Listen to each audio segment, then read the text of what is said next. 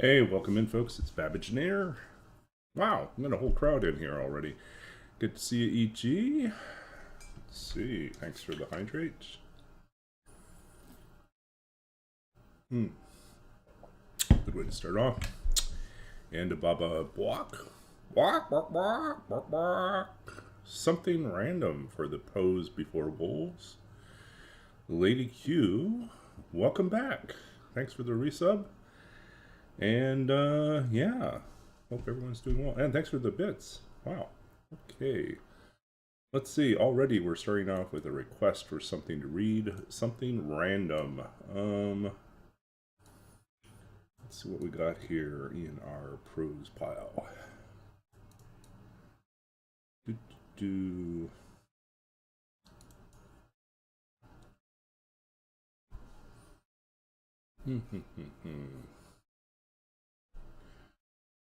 Um.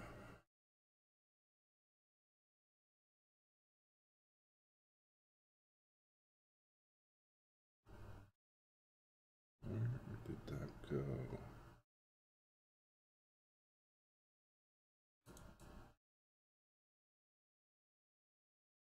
No, not that one.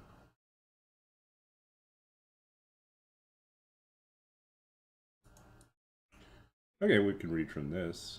That's one option. Let's see if there's another one that's interesting here.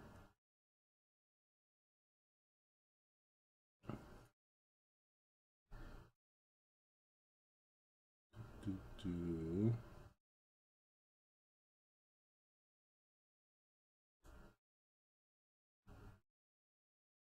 Okay, something completely different. I think we may have read from this one before.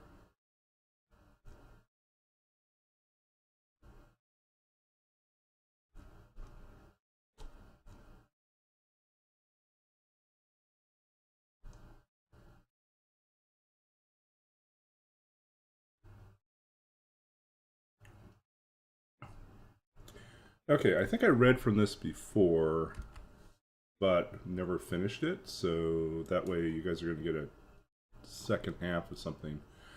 So you may or may not know about this paper I wrote. This was a paper that I wrote for my qualifying exams. Basically, you have to write your field exams, actually, is what it was. So basically, you have to, in your PhD, you have to declare 3 fields or areas that you are going to be tested on. And so they can either be time periods, or they can be like thematic, or they can be something else. And so these usually play towards or work towards what you'll eventually write about for your dissertation, but they don't always have to. Sometimes they kind of paint the broad picture, and then you decide where to narrow.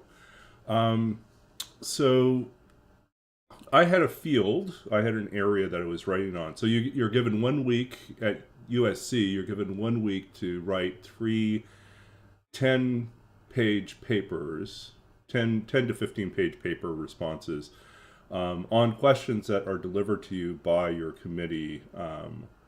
And you will probably have some role in shaping the questions initially, at least the general areas of them, but you won't have seen the questions specifically until the start of the week. And then you have to write these 3 papers by the end of the week. So it's pretty compressed time, but they're based on lists of books and articles and readings that you had put together with the professor for each of the fields. So I had a field that was early modern, which is basically, Shakespeare period. So you're looking at anything from about the 1300s to about the, just before the Enlightenment. Enlightenment's like after King James, after Queen Elizabeth, you get into Enlightenment. So when we get to like the 1700s and on, that's Enlightenment period. So basically, it's about 1350 to 1670, something like that. So that was the period. One of my fields was on literature from that period that had to do with representing technology and magic. And so the question, I don't know, I might just, it's been a while since I've read from this one, so I'm debating whether I should just read directly or start in the middle where we left off last time. Anyways. So the question had to do with representations of technology and the magical or something. I can't remember what the title, the actual thing was, but the paper I wrote was called "Wrought and Contrived: Early Modern Technology and the Staging of the Supernatural and the Unknown." Yeah, let's see. And I don't know. I guess for people's sake, I'm going to start at the beginning, and then if someone wants to hear the rest of it, we'll read the rest of it later this stream. But I think it's been a few months since I read from it, so probably no one remembers this at all. Anyways, so wrought and contrived: early modern technology and the staging of the supernatural and unknown. When John Dee, the noted Elizabethan mathematician, penned the mathematical preface to Sir Henry Billingsley's 1570 translation of Euclid, he included a number of examples of mechanical devices which could perform remarkable feats. He reports a fly of iron in Nuremberg that could take off and return to its maker's hand, and an artificial eagle which would obey instructions to fly out of town, then follow the approaching emperor in. All of these, Dee assures his reader, demonstrate what art mathematical can perform when skill, will, industry, and ability are duly applied to proof. As opposed to being the product of some supernatural or devilish art, these feats that could be accomplished by anyone with sufficient mathematical skill or mechanical prowess. Still, as Dee notes rather exasperatingly in his digression apologetical, which follows, many people fail to recognize the difference. And for these, and such like marvelous acts and feats, naturally, mathematically, and mechanically wrought and contrived, ought any honest student and modest Christian philosopher be counted and called a conjurer. In other words, like, if you were to create any of these effects through mathematical, mechanical, or natural processes, why should you be considered some sort of a sorcerer or conjurer? Why should it be thought of as magic? For Dee, this public confusion over the marvelous feats naturally, mathematically, and mechanically wrought and contrived was something he had personally experienced as a young student at Cambridge. In 1547, when a young student of mathematics and ancient Greek, Dee assisted a student production of Aristophanes by using his skills in mathematics and engineering to design a bit of stage magic, a flying beetle that would carry a man in a basket. Unfortunately, those in attendance at the play and others who heard of the flying beetle could not conceive of the effect as being anything other than the product of devilish pacts and supernatural mischief. Despite Dee's insistence that this effect had been produced through perfectly legitimate means, for the remainder of his life, this incident contributed to the perception of him as a conjurer and practitioner of dark arts. Of course, his other eccentricities and interests certainly played a role as well. Dee's flying beetle and the public's response to it illustrate the complex relationship that the Elizabethan and Jacobean audiences had when confronted with the staging of the supernatural and unknown, as well as the many ways in which that relationship had been affected by the use of technology. Initially, at least in the 16th century, the early modern audience likely viewed the use of technology, mechanical device, on the stage with a certain amount of suspicion, largely because they failed to recognize it. As Dee notes in the above-mentioned preface, nowadays we see some men, yea, of great learning and reputation, to judge certain works as miraculous, above the power of nature. That is to suggest that at least in 1570, despite the growing popularity of mathematical texts, which provided the fundamentals of arithmetic and geometry, there remained widespread suspicion and general ignorance of mechanics and its applications. However, the publication of Billingsley's Euclid with Dee's preface marked an educational turning point, as students of mathematics now had access to a text which integrated the wrought, the practical, and the contrived, theoretical, and provided detailed instructions on how to produce these marvelous effects. The publication of these mathematical texts produced three kinds of reading observers: the learned scholars who loved the theoretical aspects and often authored the text, the casual students, often members of the court, who dabbled out of curiosity but did not invest the time or effort necessary to master them, and finally, the mechanics and designers like Inigo Jones, whose work it was to create stage machinery, stats, and spectacular effects through the application of mathematical principles and mechanical devices laid out in the text. So a few notes here. So yeah. Inigo Jones, who's mentioned here, is like one of the premier set and mechanical effects designers from this time period. He was kind of a superstar in terms of his abilities to create like supernatural effects on the stage using purely mechanism, and stagecraft. So, anyways, if you ever want to read up on him, he's fascinating. Beside these, a fourth category observer existed, as there obviously remained many common folk who possessed little, if any, at all, mathematical or mechanical training. It is therefore difficult to ascertain a general viewpoint that an audience might have had with regards to technology. On this point, Daniel Seltzer suggests it would not do to state categorically that every Elizabethan believed in the powers of magic, but it would be equally false to make a case for scientific skepticism as the typical state of mind.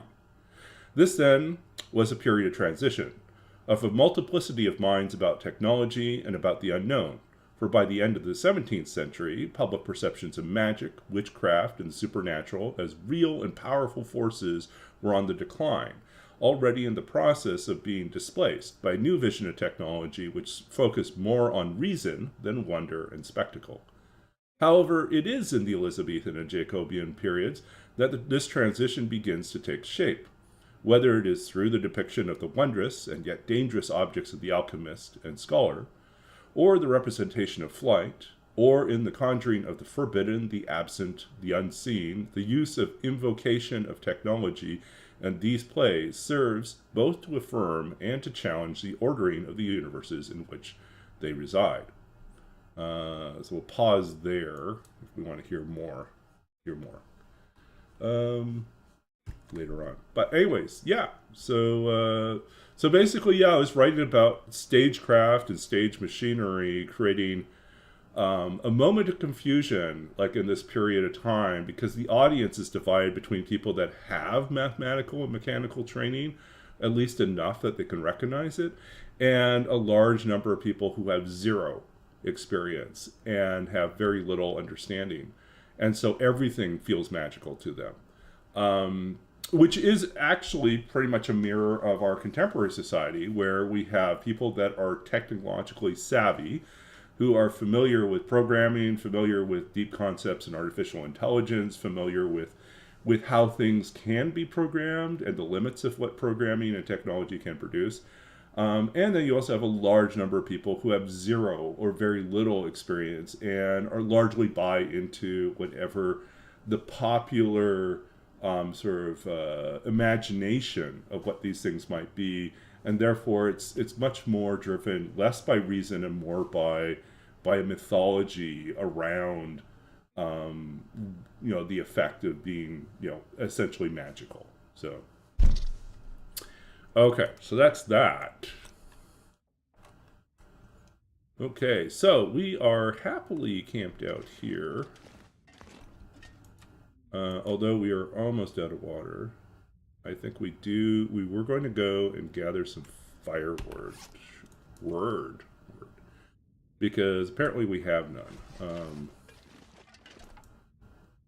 Okay, let's go and break down some stuff here. Yeah, exactly, Kibbles. That's exactly what it is. And you could see this, right? Definitely through like the 1970s, 80s, and even into the 90s. People who worked in technology were so siloed from the rest of the workers in their organizations or companies that much of what they did was just magical. I mean, I love classic case of that would be uh, the internet box episode of the IT Crowd, which is hilarious, and so on point in terms of how people thought of the internet.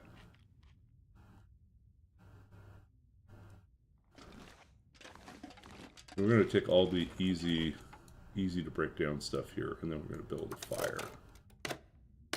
And we don't even have to go outside. We can do the fire in here. Look at that.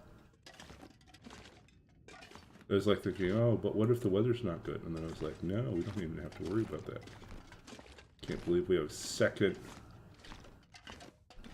Okay.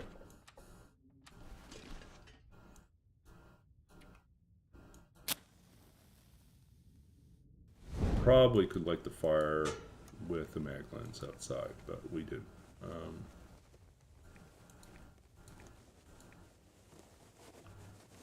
Okay, we'll go with that one.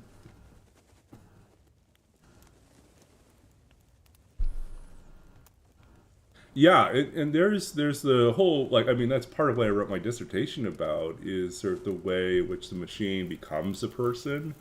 And even today, a lot of our anxieties, are verbalized in ways that suggest we've turned the machine into some sort of like an other that we have to worry about in some way.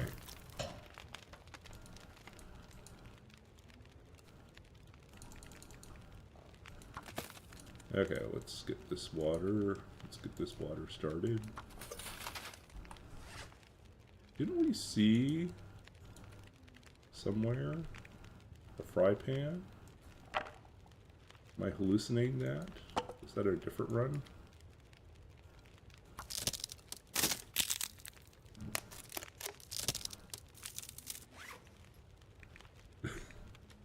Yeah, the bar can be kind of low, In the humanities department, I am a magician, I mean, effectively, that's what my team is.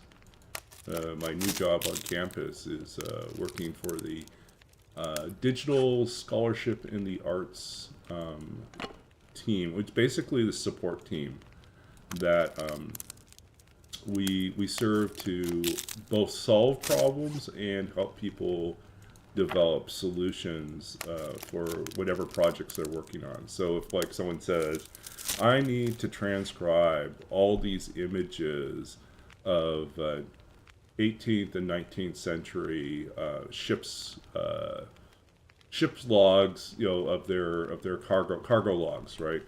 I need to transcribe them all. They're currently all images.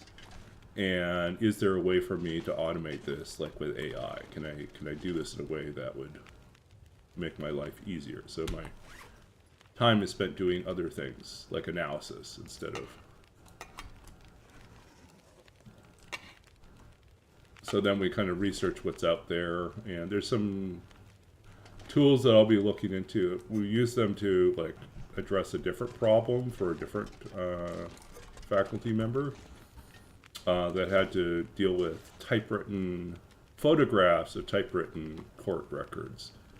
And those ones are a little bit easier to process, right? Because even though they were never encoded with OCR, they're regular enough that you can, the AI can transcribe them. The skillet. Yeah.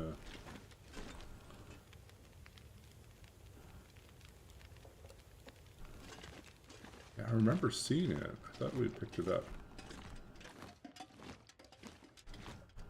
But it could be like a different practice. Oh, well, there we are. We left it. There we are.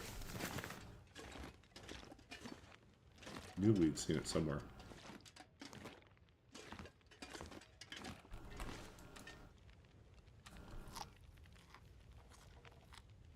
Now we're set. Skillet.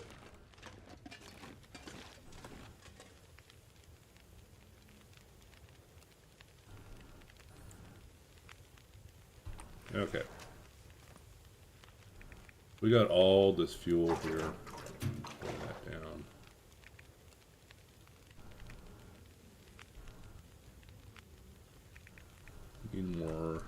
need more.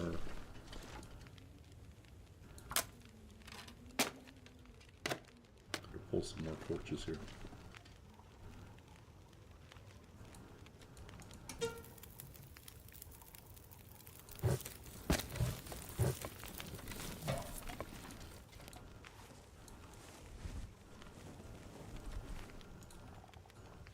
Yeah, it's terrible. Nope.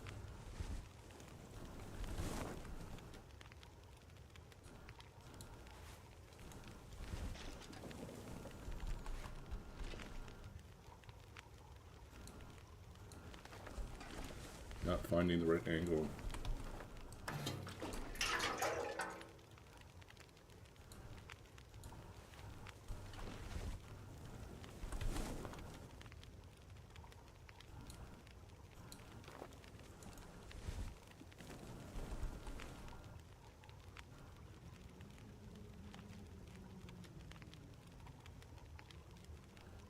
Yeah.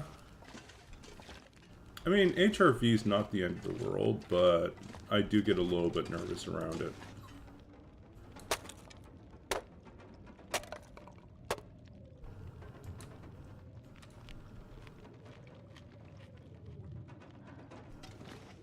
Yeah, I've been meaning to take a look at what he's doing with that.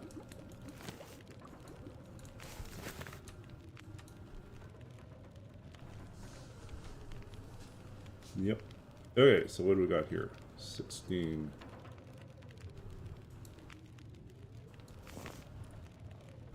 I'm gonna add a little bit more. No, that's not what I wanted. I wanted not to take torch. I wanted to cook stuff. Okay, time to cook.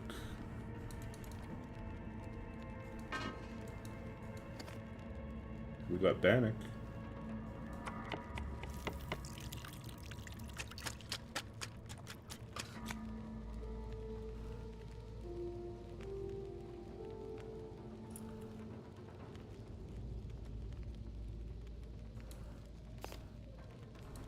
And porridge. Oh, we really should do those potatoes. We've got so many potatoes to do.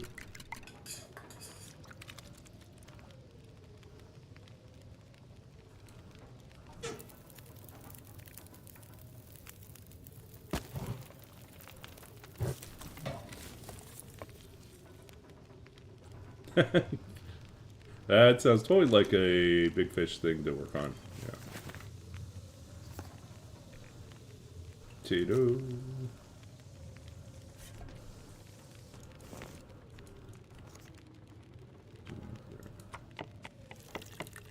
We really need a 6-burner stove to cook up all our potatoes.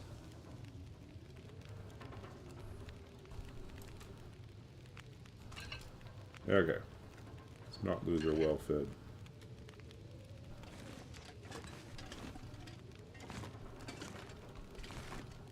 $29.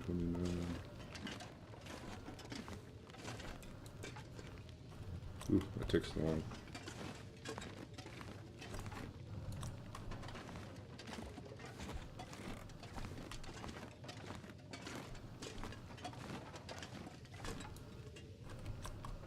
That's a sturdy chair.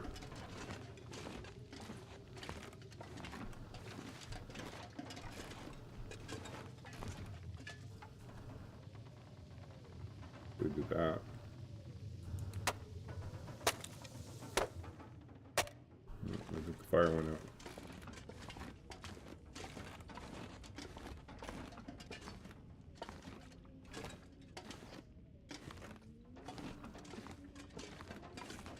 Oh, getting to level 1. Yeah.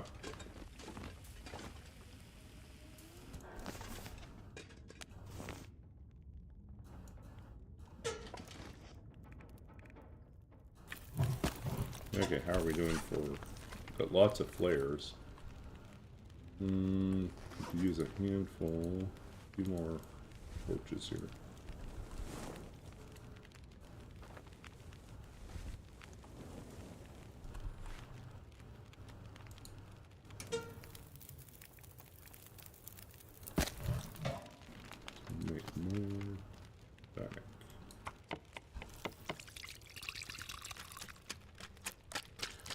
Cave Dweller. Cave Dweller was a punishment. We never finished Cave Dweller. We got to what was it? We got to 30, was it 39 days? 29 days? We couldn't break 50. We got like to 39 days and then we died in Timberwolf Mountain, I think it was. Yeah, it was terrible. We just I can't remember what it was exactly. Oh, I remember what it was. We'd survived all sorts of different things, and then we were going up Timberwolf Mountain with some meat on us, and a torch, and the wind blew out the torch as I went around a corner, and there was a wolf waiting for me, and the wolf just jumped me and took me down, and that was it. That was it. I was like, and I was on my way to the summit. I was so close to getting to the summit. Ugh, it was so sad. I was like, you know what? It's just been pain after pain after pain. I was like, it stopped being fun for me. So I was like, I think I'm gonna take a break from Cave Dweller. And I mean, I was impressed. I broke 30 on it, and I was like, okay, I can get there, but this is a hard challenge. This is a really hard challenge. Um, so yeah, kind of accepted that that might not be the best use of my time.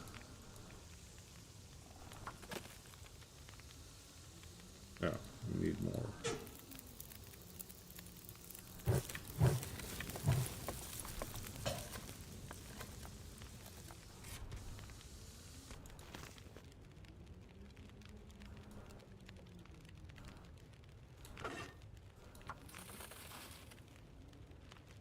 Yeah, so we tried. We got pretty far, but alas, it was not to be. Okay, let's see what we got. We got plenty of cloth on us right now. Clothing is in rough shape. We can fix this one in 30 minutes. Yeah, I'll do.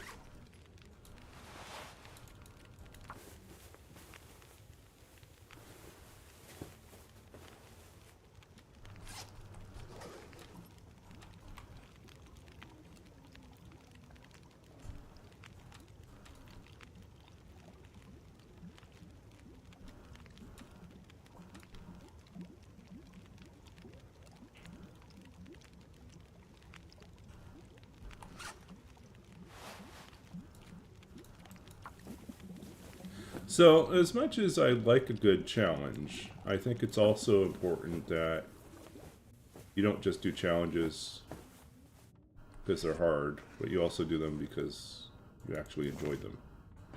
And if it stops being enjoyable, then everyone else will realize that you're not enjoying yourself. So that's kind of how I felt. It was like, I think I hit a wall here where, oh, look, we've got the purification tablets. We could be making water more efficiently. Yeah, so kind of realize that you are the one that should be entertained most.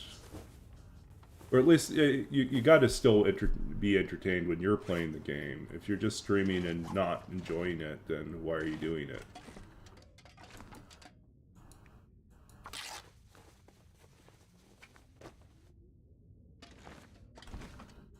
Okay, so let's eat that potato. Let's eat some more bannock.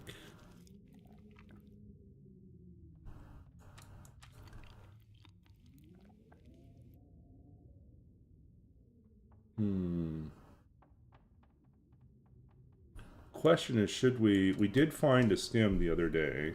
I can't remember if we had it and we forgot about it, or if we actually found it out there. Hey, congrats, Slay Cute. That is a major accomplishment. You're almost halfway to a full year, right? Okay, so what do we want to do here?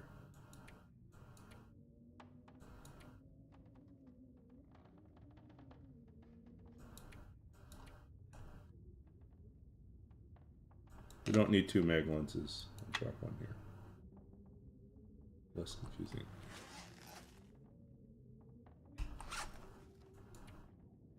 Not my imagination, we do have a stim. I'm debating when's the best time to use it.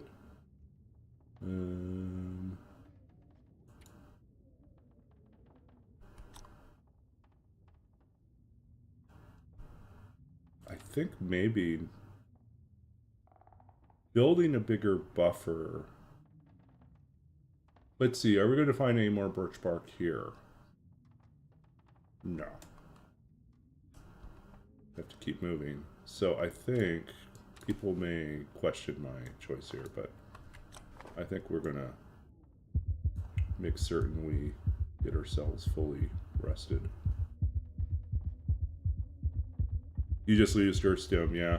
I'm debating, but I think I'd rather build the buffer than use it to keep me from dying at the very end. I think if I'm gonna die, I'm gonna die.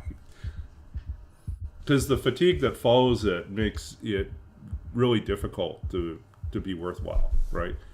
You get hit with fatigue and you're traveling someplace, then you're going to die from the stamina hit that happens at the end. So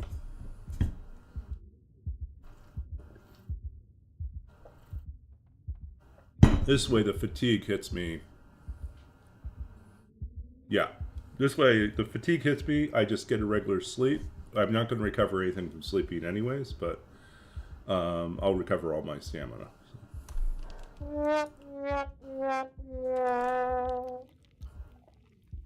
Sad trombone.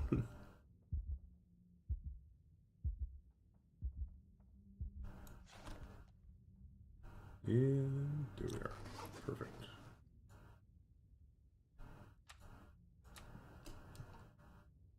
Oh yeah, where are we going next? Are we going to Trappers? I think we do the lake.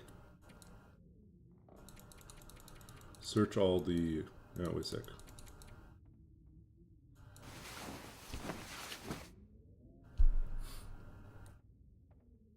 Do all the lake cabins, fishing huts. Time to say goodbye.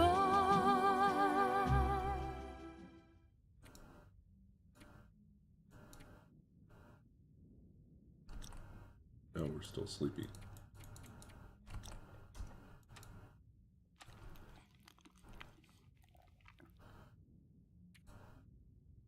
Yeah, the time to say goodbye one was not used as much as I had hoped during the roll with it challenge, but I mean it definitely was what I was thinking of when I added it in there.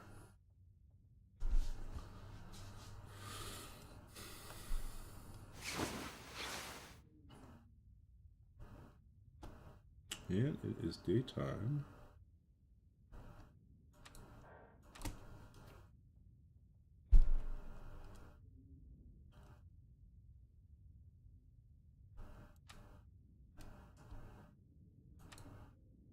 We'll get some more cattails on the lake.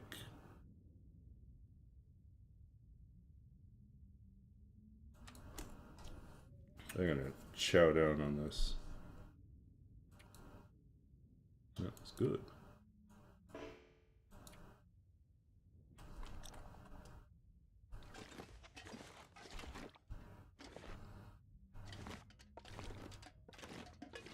Yeah, I think we'll leave all our stuff here.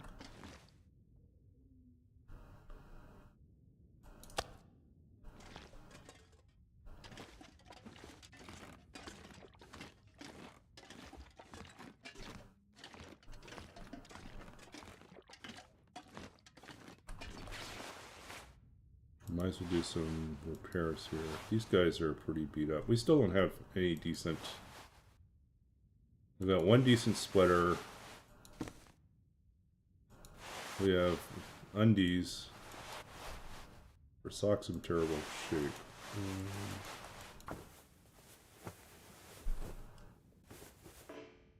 Yeah.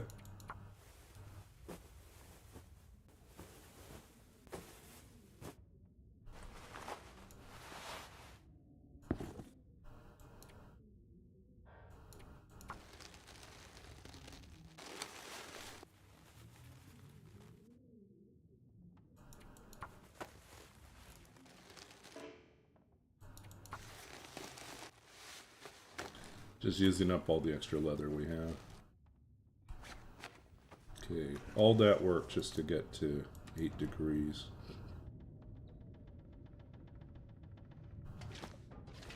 Did it all storm again out here? Yeah, no torches happening here.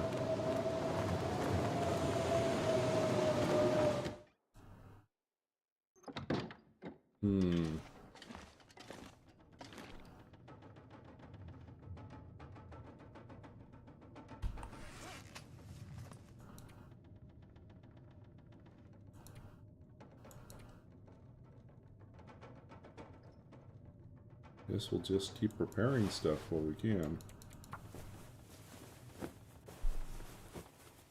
E.g. Mountain Town was right call. Wow. I need to get there. I was like thinking PV plane crash or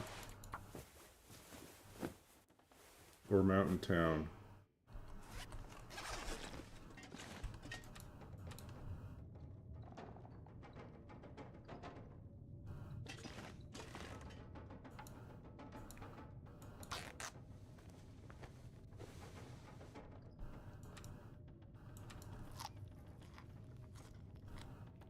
I can hear the wind still going out there.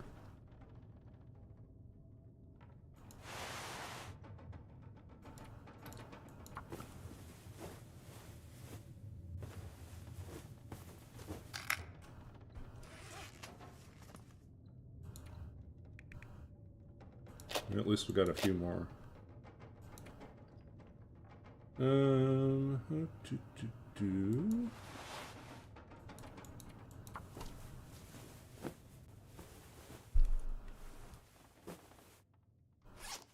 Okay. Sounds like the wind has died down. Don't have to worry about critters, so... Well, it's somewhat died down.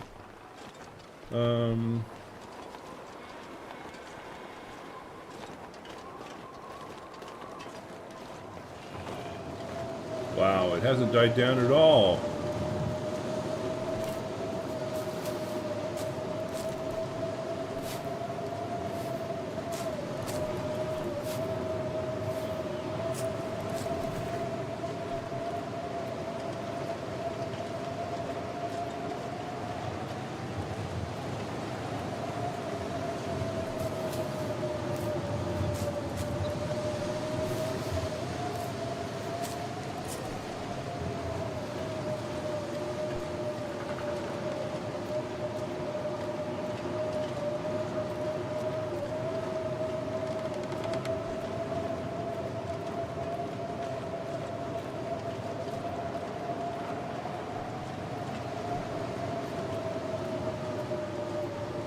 Try to make it to the fishing hut.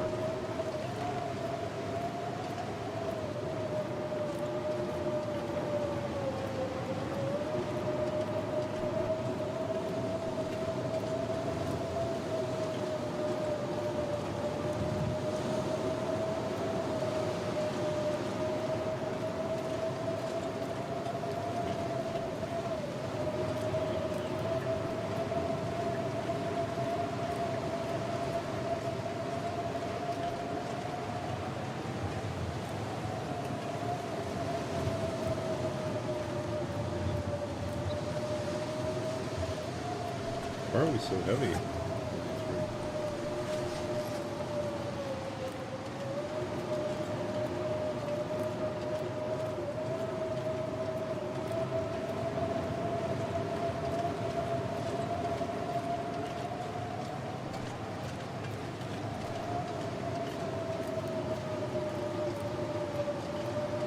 Hopefully there's some firewood in here.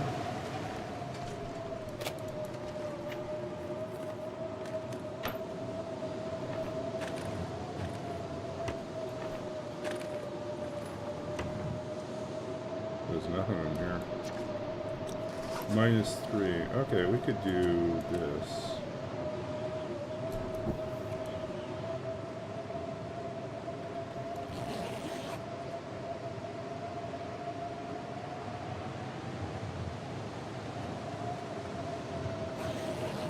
risk.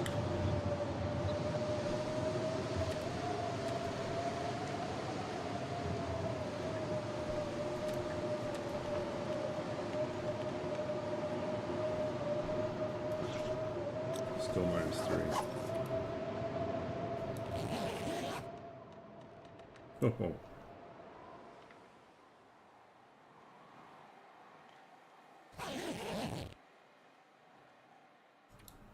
Okay, it did get colder. Okay. But there's no more wind. So we got that.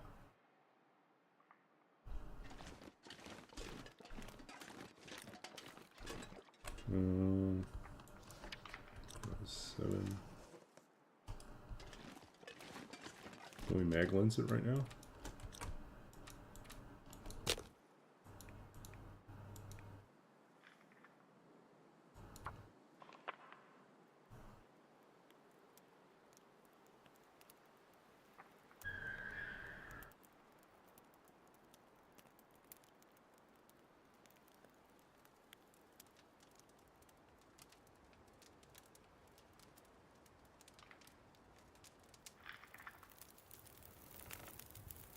No, no, no, no. We don't want to be cold.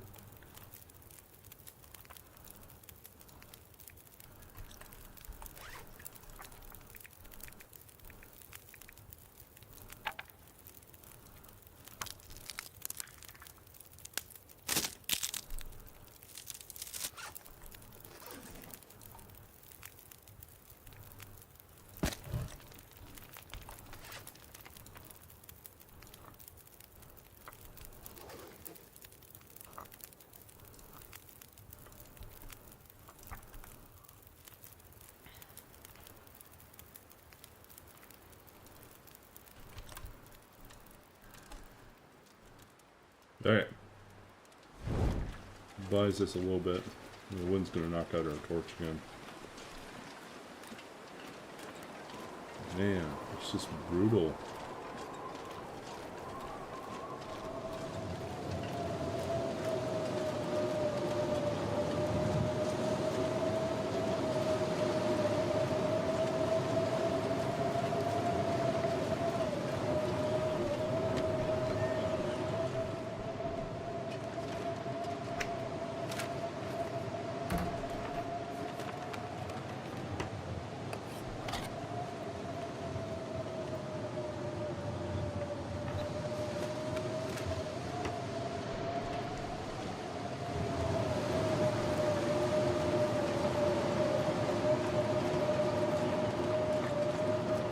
I'm hoping for clothes in some of these.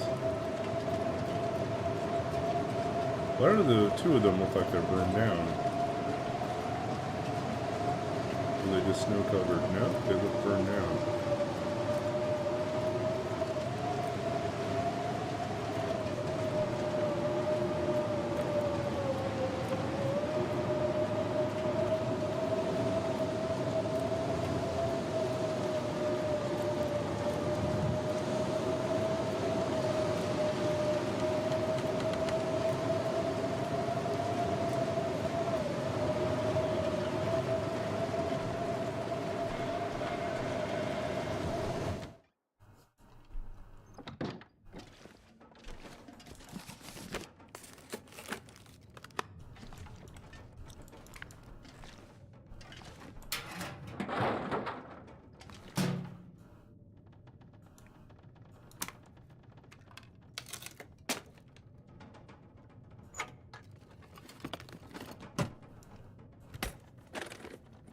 Oh, lake cabins put you in a bad spot? Because you traveled all the way out here and then they didn't yield anything useful?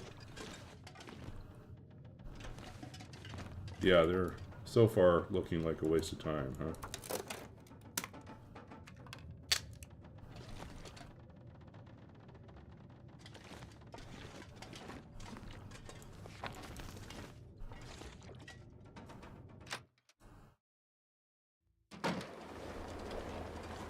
Uh-oh. Okay, we got a limited window here.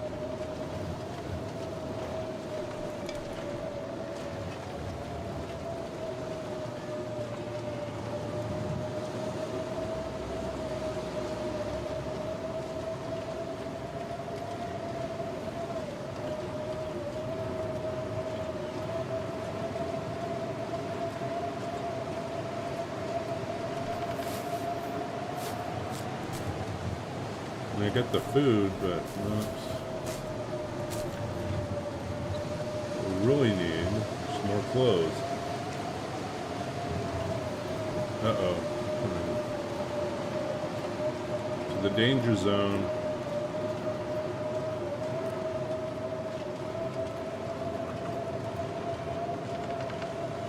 Why are we suddenly so exhausted?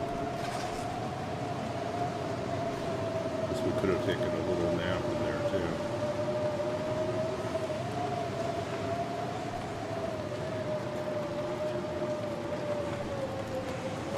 Let there be clothes. Oh, if only we could turn flares into clothing.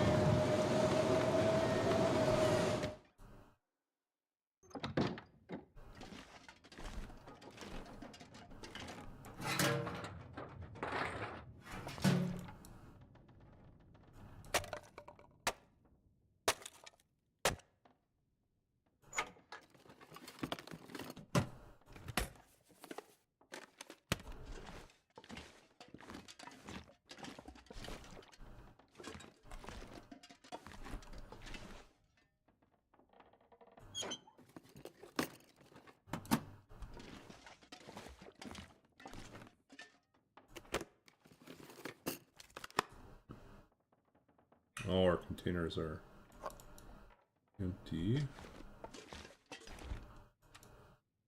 Okay, we'll see if our peaches for later.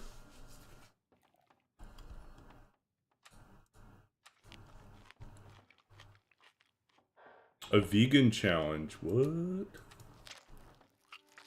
You still have... Okay.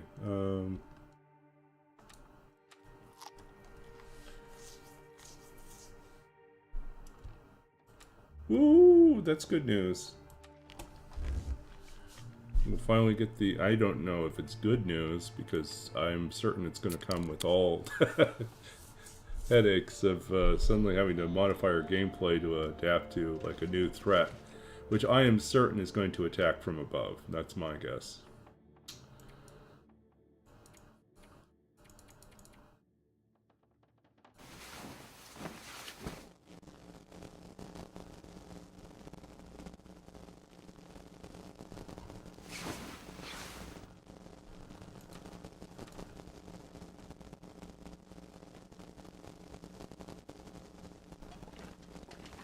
Made it 11 days.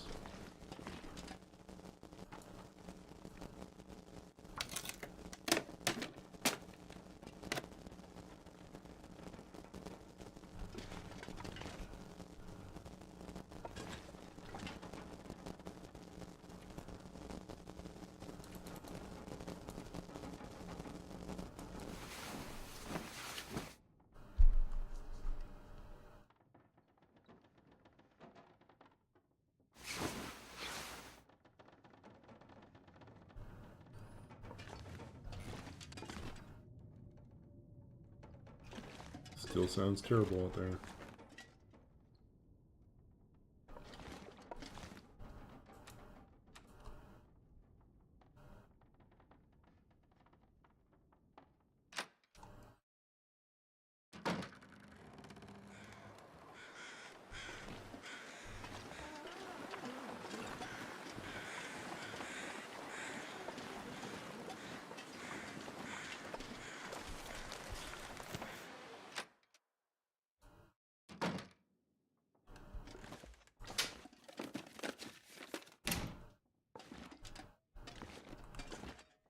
So you think the oak trees are likely spots where the cougar will hunt from?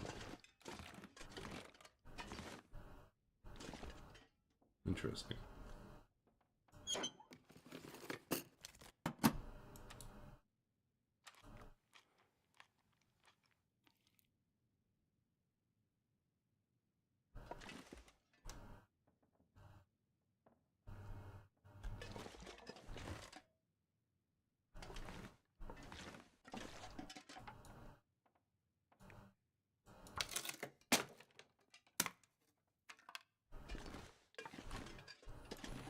They're a trap, huh?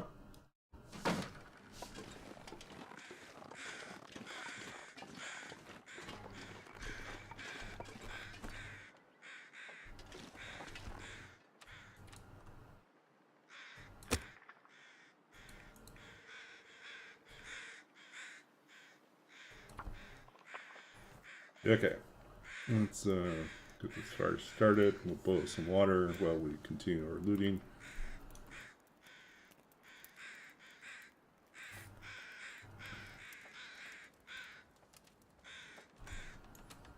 %95 chance, and we fail. That's just the way we are.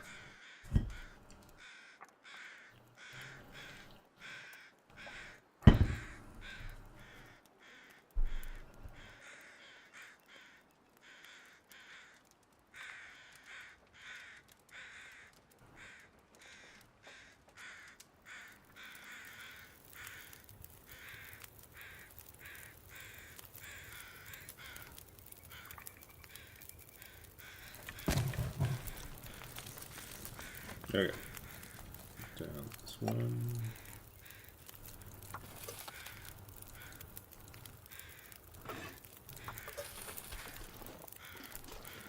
Oh, we can use the water purification tablets too. Alright, but let's go in and loot. Really?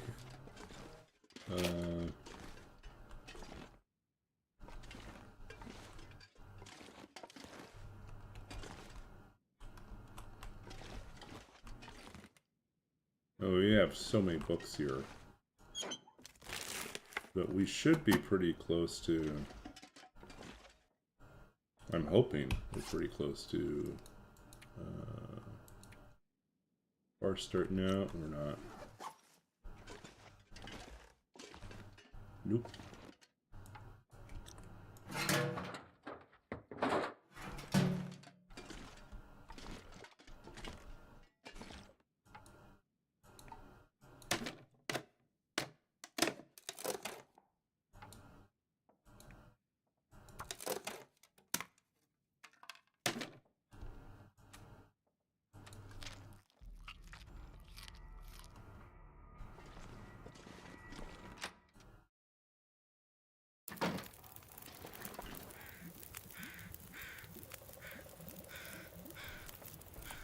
Okay, let's drop.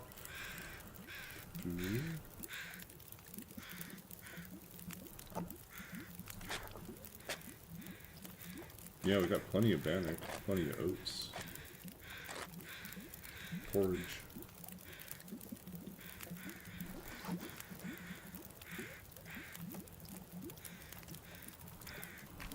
How close are we? -4.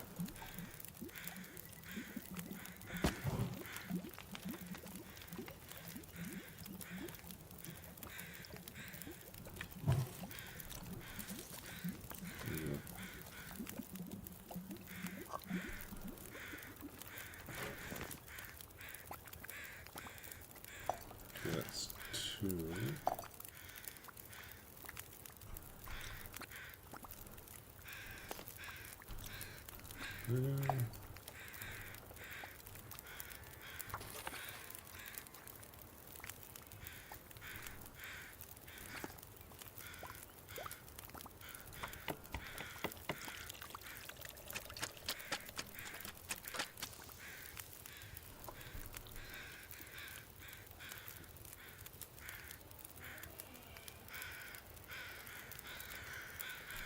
Okay, and then we can use our 2 of our tablets to make more water quickly.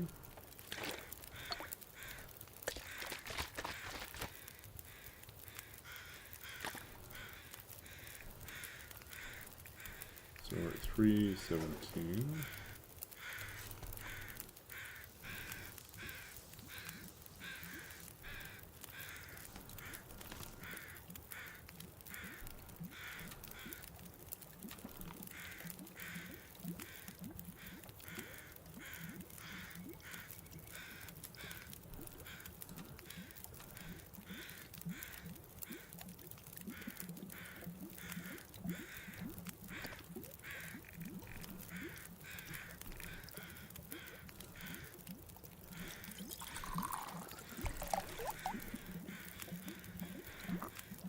Yeah, we need more keys going here.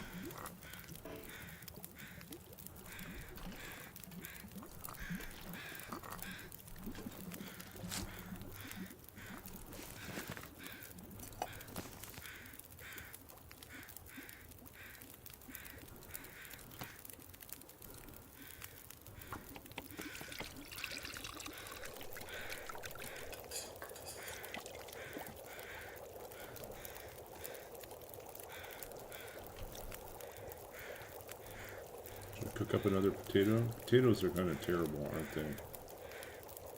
After all that work, it's just $2.75. Well, I think we get more out of this.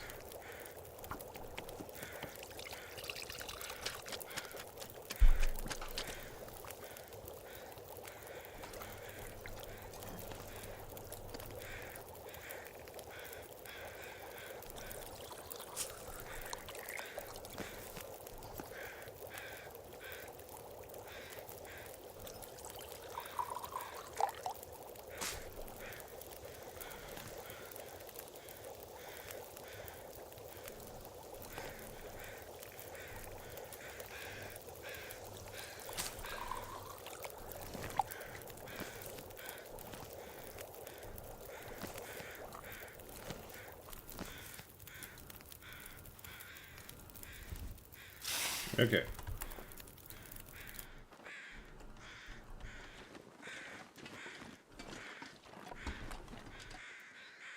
That's just the dead guy. No deer.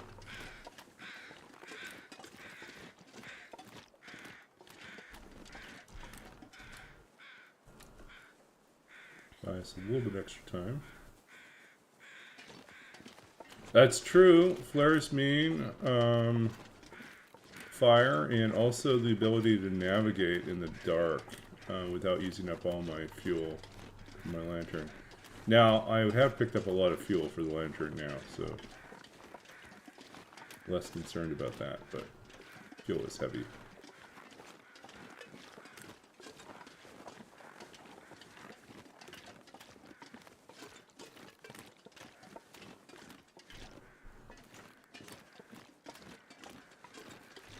Yeah, to use in the wind. Although, I mean, it's not like we're worried about being jumped by anything. It's just a little extra heat bonus. Although I don't know if the flare gives as much heat as a regular torch.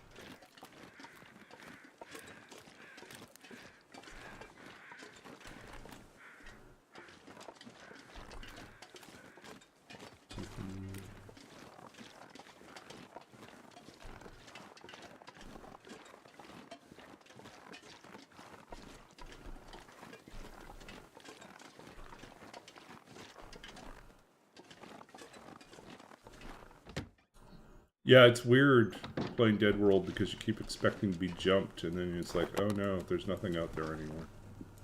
Everything's gone. Nothing to hunt. You can make a bow, but why?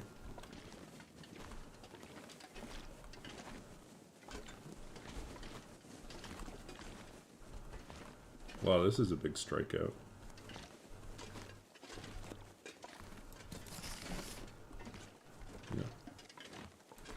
Big strikeout, nothing here. No, there was no carcasses on this side. Usually, well, we saw corpses, but we saw a corpse, but we saw no deer carcasses. I don't think there's very much in the way of cattails on this part.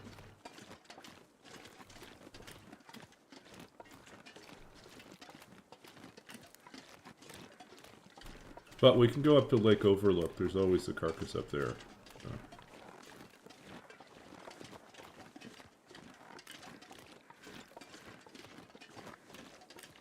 And something's dead over here.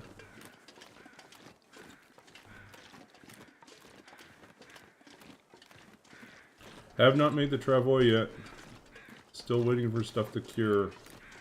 We did not get a lot of carcasses that we could harvest early on, so... At least not that I was in a position to do it, fuel-wise, so...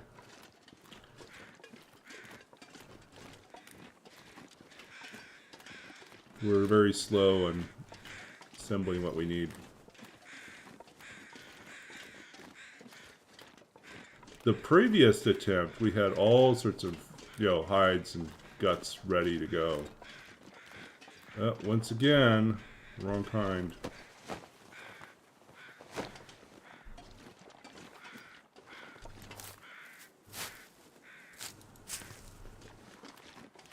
Why would you need a travois? Well,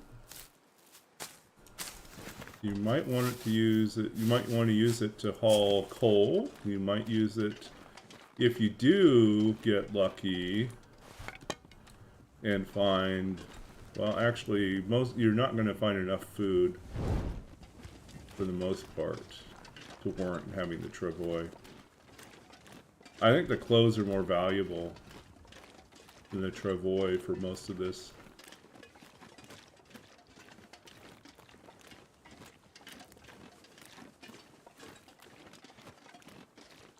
Yeah, one of the hardest things about Dead World is like the difficulty of getting to cooking 5.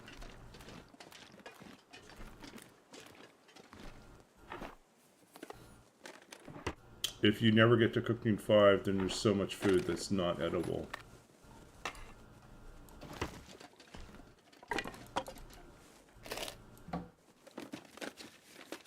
And that's hard. Hard to say goodbye to all that food.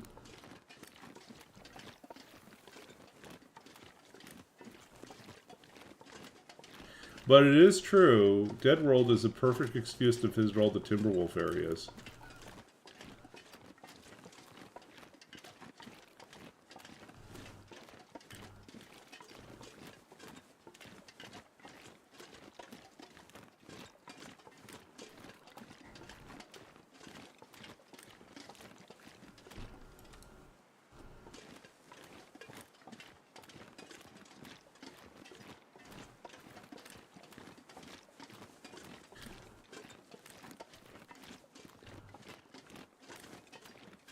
If you've got the, not the Rosep, the reishi tea.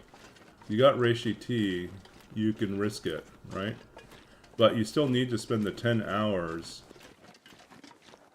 in bed rest if you do get food poisoning.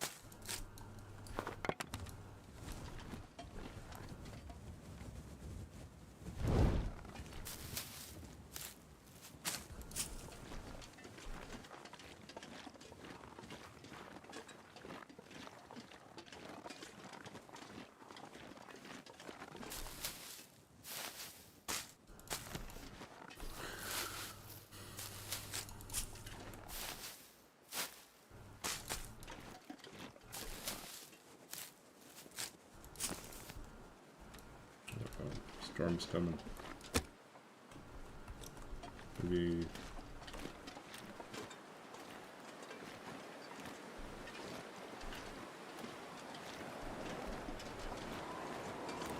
Oop. Better warm up.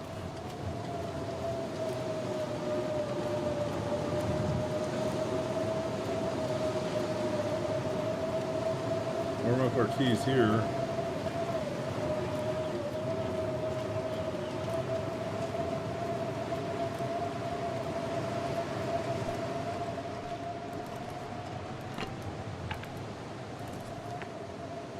Matches.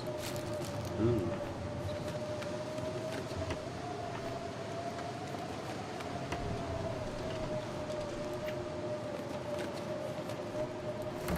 Oh, finally, an upgrade.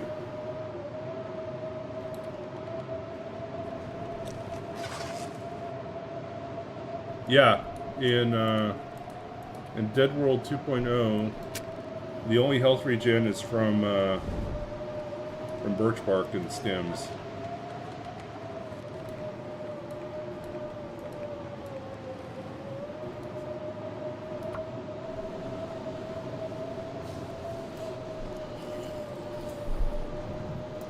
Yeah, there's a lot of good places that are hard to get to without the right gear. Like, I think the summit would be great, but getting there is hard. If you don't have good enough clothing. The amount of damage you'll take from the cold is pretty bad. And airfield's the same way. There's like potentially lots of resources, but boy, is it going to be hard to get around. You don't have good gear.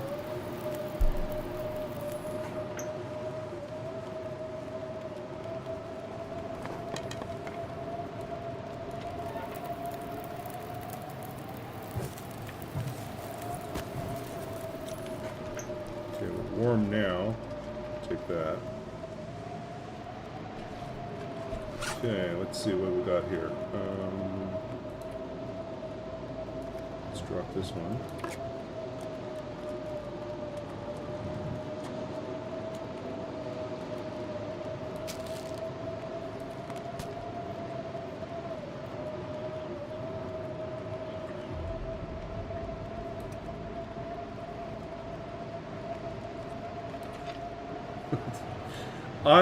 I keep until I have cooking or until I have fire starting 3. I tend to keep at least a couple books around for starting fires because they are super useful. They're much better fire starters. And we got extra cans here we don't need. Let's see here.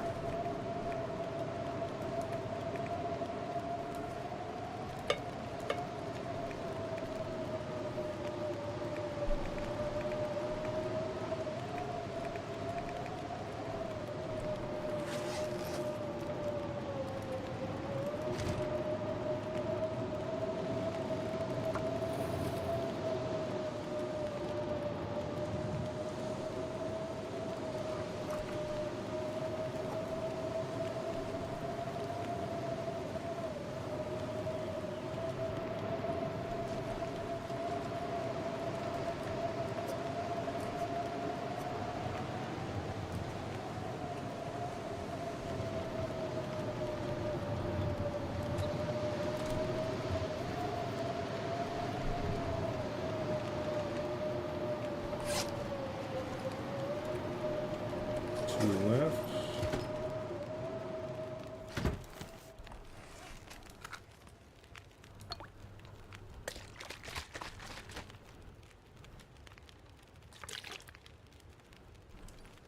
We're heavy now. Why are we so heavy? Potatoes? That's gotta be part of the problem. That's not part of the problem.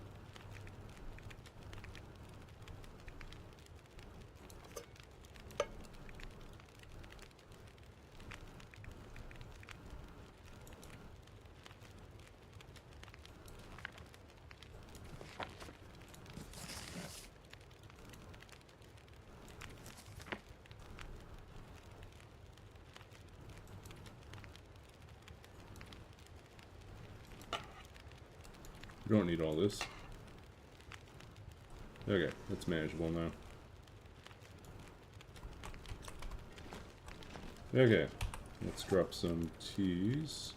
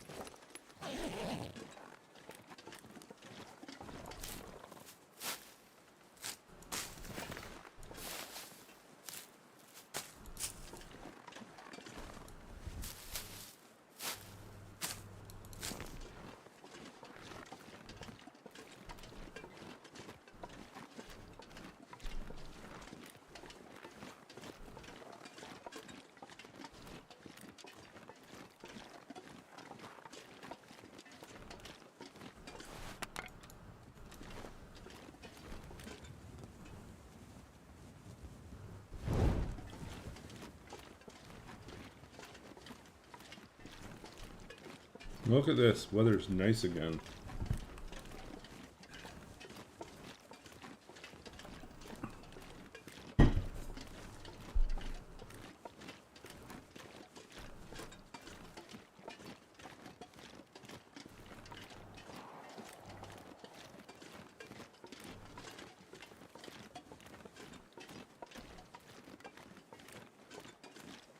That sudden, unexpected wind gust sounds like a cougar growl. I think they're starting to mess with us already.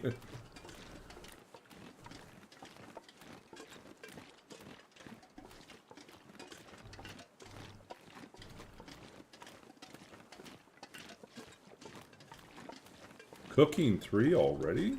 Wow. Is that mostly through teas? What are you doing there? We're almost at cooking 3. If I finish reading the book, I should have cooking 3.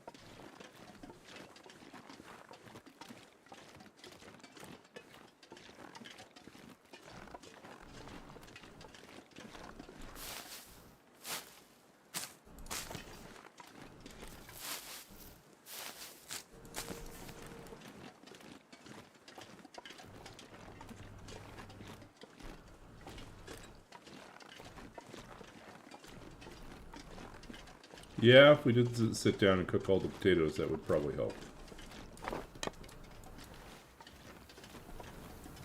Any access to a 6-burner stove helps. You can cook a lot more tea faster.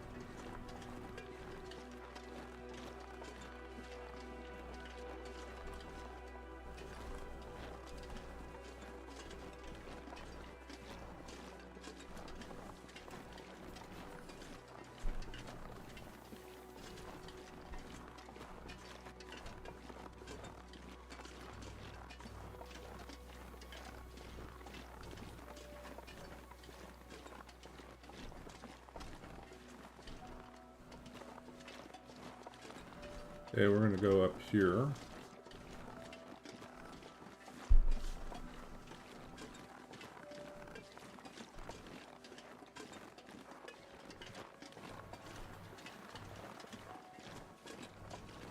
So we'll go up to Lake Overlook. We'll cook the deer up there. Get another hide. We'll be closer to making some pants.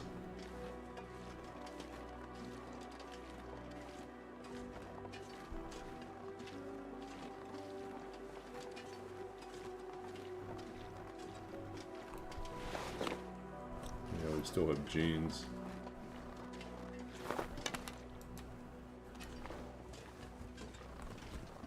We were much luckier on the previous run. I think we had coats. We had multiple coats. We had the work pants, climbing socks. Yeah, we found all sorts of cool stuff. But this run's been hard on clothes. Do I think I'm going to find clothes up here? No. But I will get a carcass. Where's that?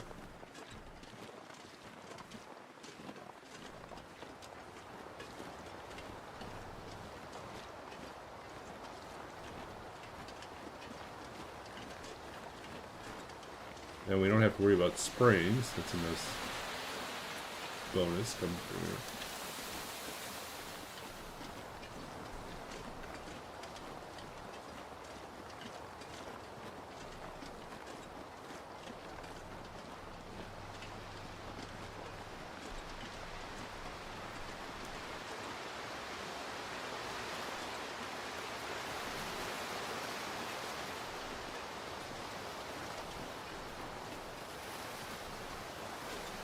What? Aviator cap?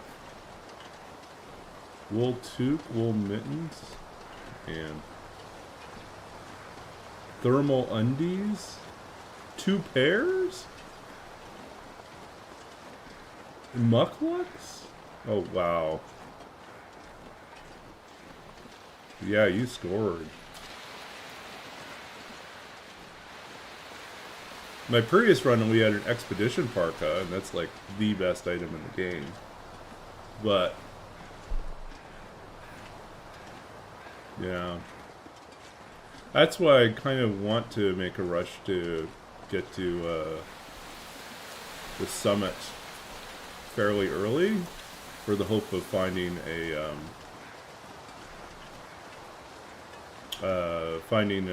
bunch of better clothing there.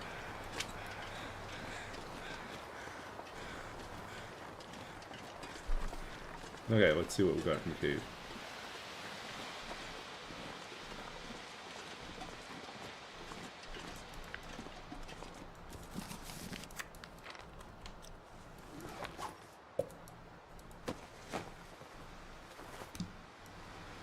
Insulated flask.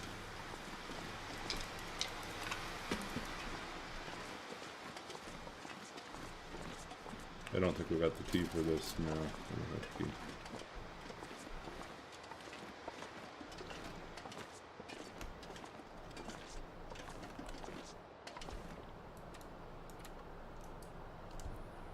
We'll do this the cheap way.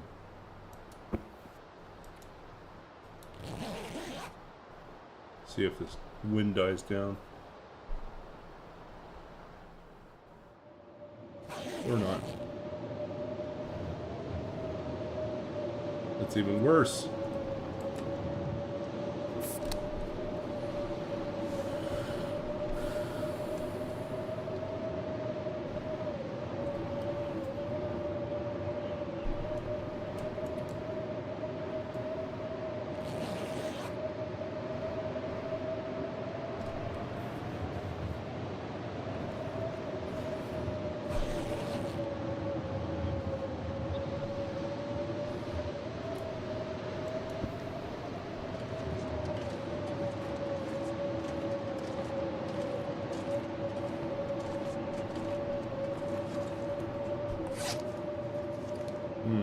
Okay, so what do we got here? Lots of potatoes. Fair bit of water.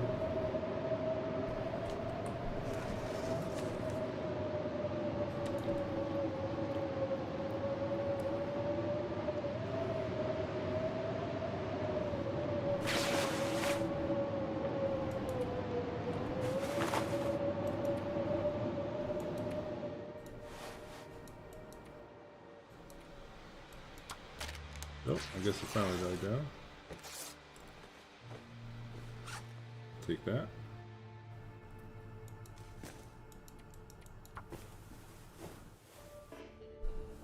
No!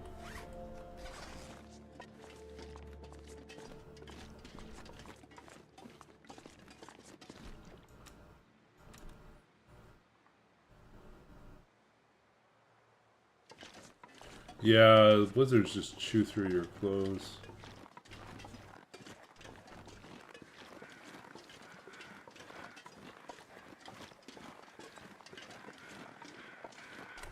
How are we doing for firewood? Good.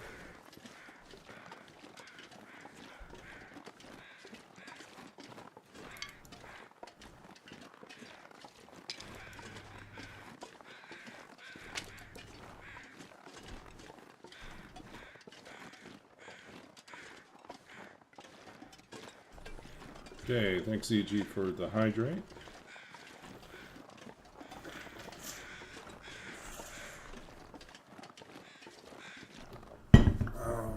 Big Baba stretch. Walk, walk, walk, walk, walk, walk. There we go.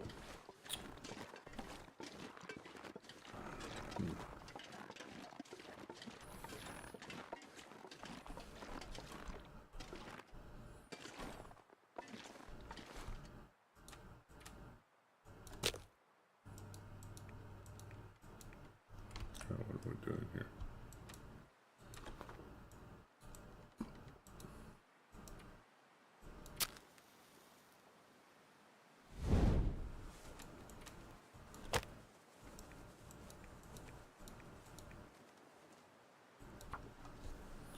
How's life in BC? So far, pretty good. Yeah, I mean it's rainy today. Had a little bit of a interesting challenge. Major marathon ran through or surrounding the campus, so I had to be someplace this at noon. So I had to move my. Luckily, they authorized us to move our parking because my usual parking spot was completely cut off by the marathon. So last night I got to move my car. This is a disappointing amount of meat here. We'll do it in 2 pieces though. Alright, take care EG. Thanks for hanging out.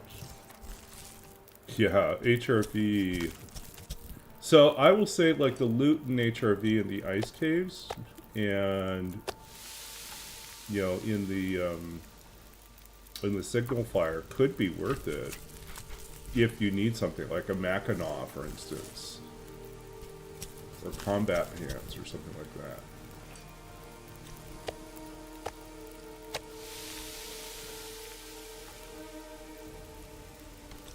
Okay. 27, 10.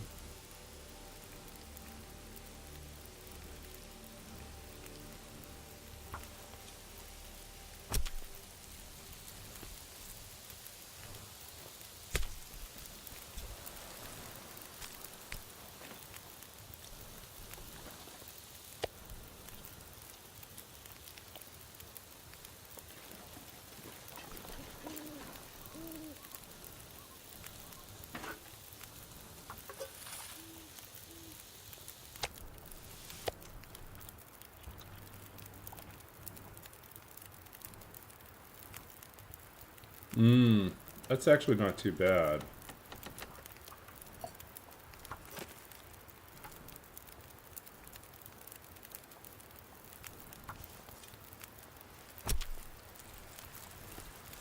But yeah, I would probably like review the map or watch a video to kind of make certain you have the basic path that you need for HRV memorized.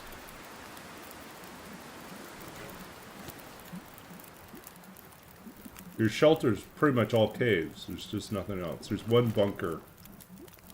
One helicopter cockpit, I think. But like everything else is all ice caves.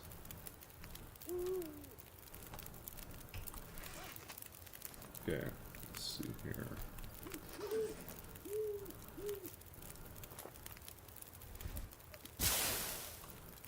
Yeah, that's basically what you need to know. And I can't say that my knowledge is much, much better than that. I know there's some other parts of HRV I've gotten to quite by mistake, and would be hard-pressed to explain how to get back there. But I know they exist.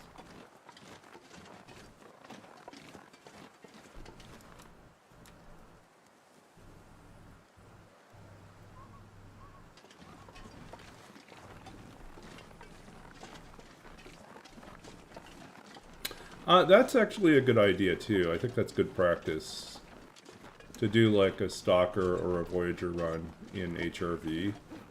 You know, spawn there, stay there,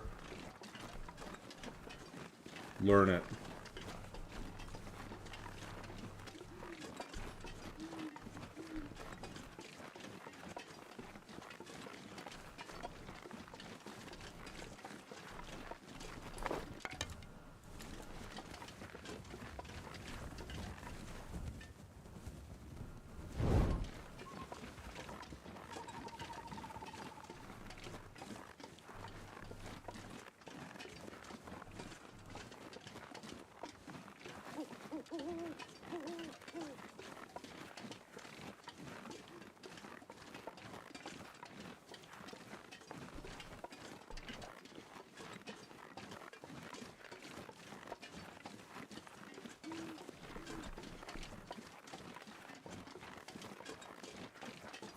Yeah, moose satchel would be nice.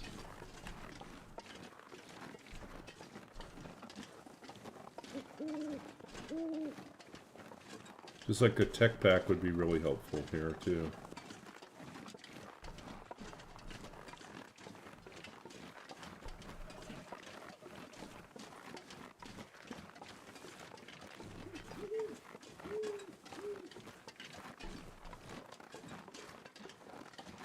Yeah, and then you have to keep well fed. But you have to anyways, otherwise you're going to lose health just to starvation. Even if it's just a tiny little bit, every little bit matters.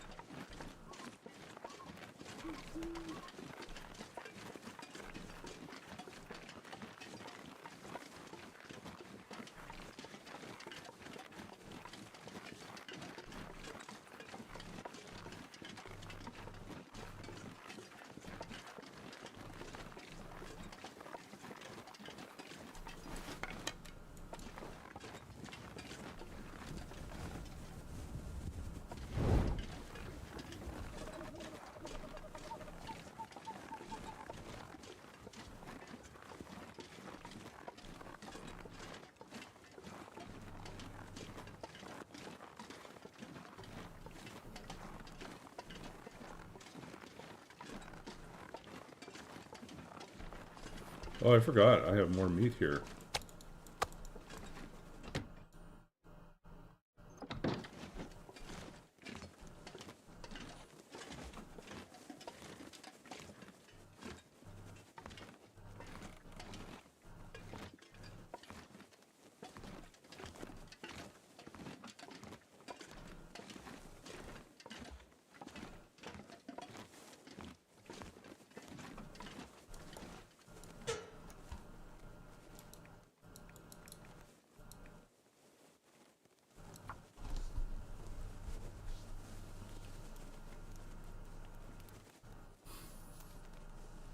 Yeah. Yeah. I think that and, pulling birch bark out of the forest in PV makes a lot of sense too. But Marsh Ridge is really, really good.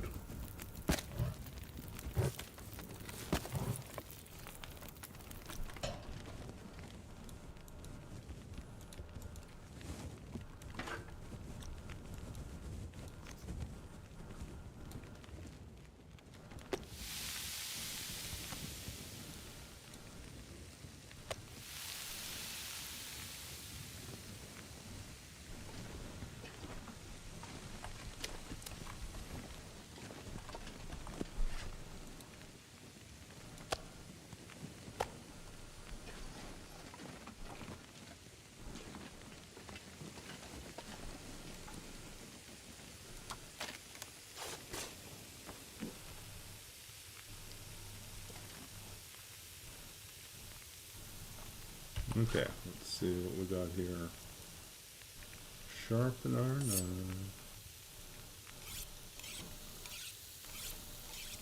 AC Birchfort before you summit? Yeah, I think so too. That's an excellent one to do.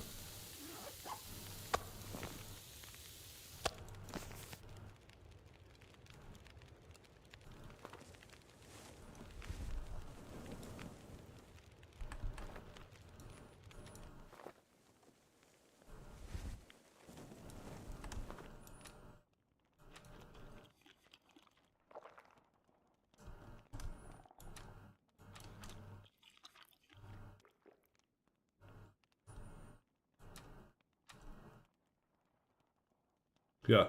The zone of contamination is just bad news for this challenge. Food is super scarce, especially if there's no living wildlife. Then it's like really, yeah. You got a couple carcasses in a few scattered places, and a lot of the region is out to kill you in terms of just the conditions there. So I would skip it. Ooh.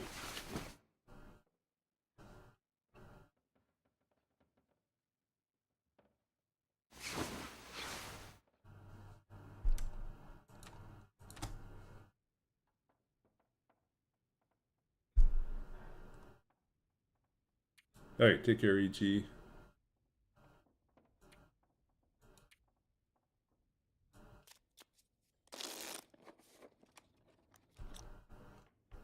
Okay. All those flares. Let's finish reading this book.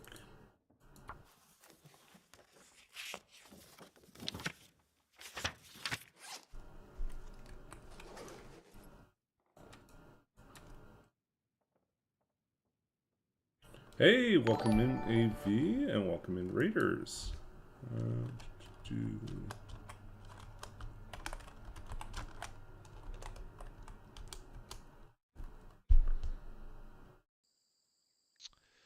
Neuro simulations, holo games, and free orgies were never enough for you. That sounds like DB. You wanted more, the grit and consequence of real life. Like they talk about in history books. You wanted to know what real challenge and consequence felt like. Now, after a journey of decades of fructose sleep, you're landing on this unknown rim world. Real consequences await you. There's an epic beer. It's not as good as Chris's beer. Got rhinos. DB's pet is Alga. I want to eat you.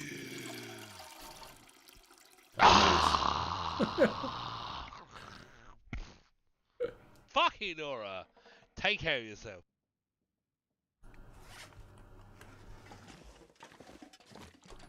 Hey, welcome in, folks. Welcome in. I'm Babajanator. If you are new to the stream, I'm a Canadian streamer based out of, well, I was based out of Saskatchewan. I'm now in British Columbia. And we're currently doing a Dead World challenge. This is Dead World 2.0, which is basically everything is dead in the world. So there's no hunting, there's no predators. It's just scavenging. Blizzards and auroras are plentiful. They happen all the time. And there's no health regen with the exception of birch bark tea and stems.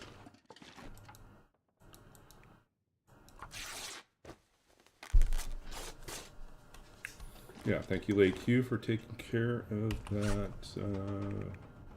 little bio bit, so you have a little bit of a more idea of what I do when I'm not streaming. I am a writer. Ooh, creative writing coach. And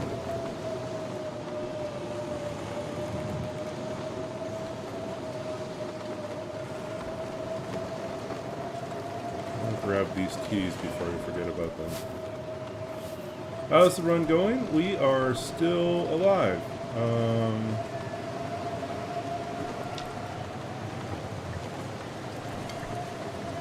What, day 12 now? Day 13? Something like that? Day 12.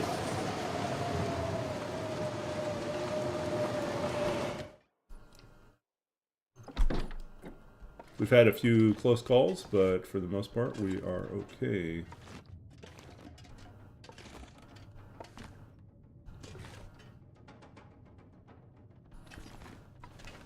Yeah, we've already looted this, so there's not really much else to do here. We've got stuff curing upstairs. Maybe we'll bring that downstairs. so we can see it easier. And if we need to run by and pick stuff up, we can just do that easily. So let's do that. Let's move it downstairs. There's an extra bedroll, which we actually how's our current bedroll looking? Do bedroll. How are you doing, bedroll? 73. We probably should do a repair. Eat a pancake. Do a repair. But we are still without a coat. Day 12, and we still have no coat. We just found our first hat. Yeah, it's pretty grim. This is not weather you should be going out without a coat, Astrid. Wear a coat.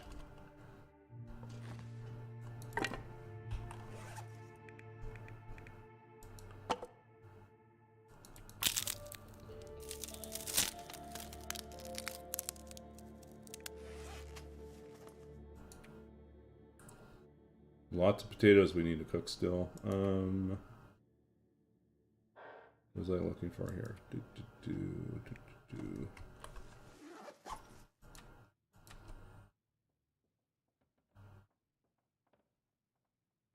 Oh, that's right. We're bringing these guys downstairs.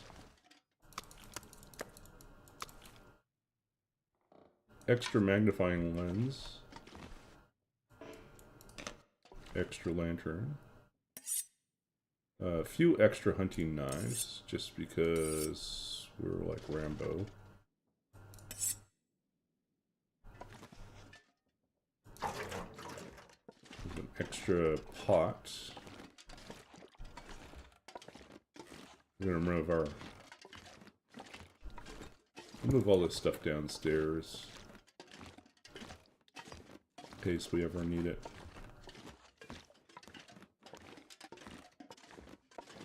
Okay, so let's see here. Drop our eyes. Drop our guts. Drop our extra bedroll. Drop that.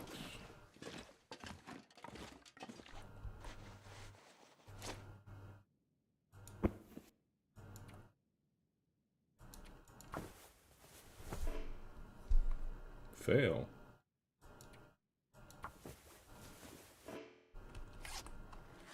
You're crappy at doing this, huh?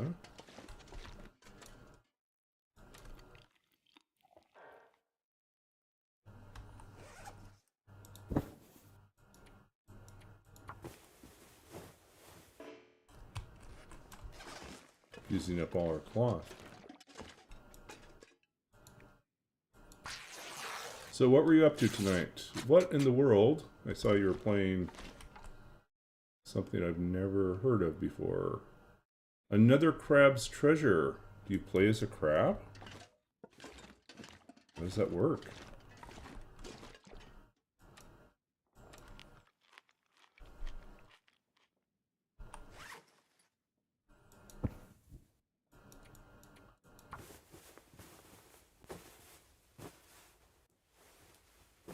Finally, success. Okay.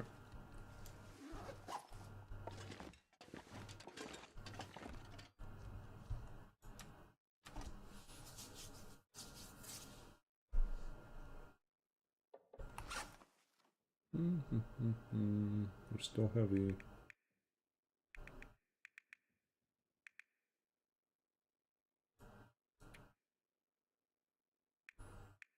We have all this extra stuff here right now.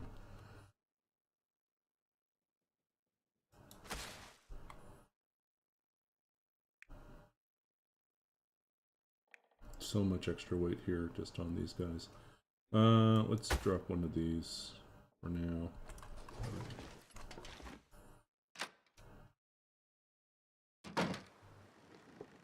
Under the Sea Souls-like game.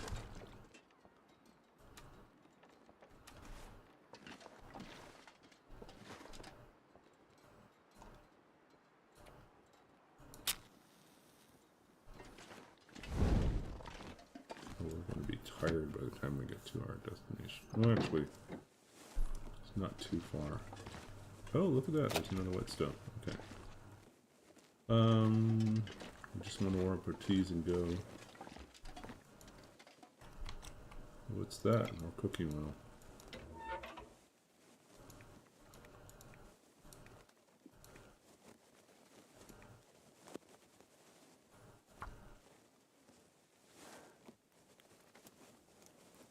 Use different junk as your shells. I probably want to check this out too.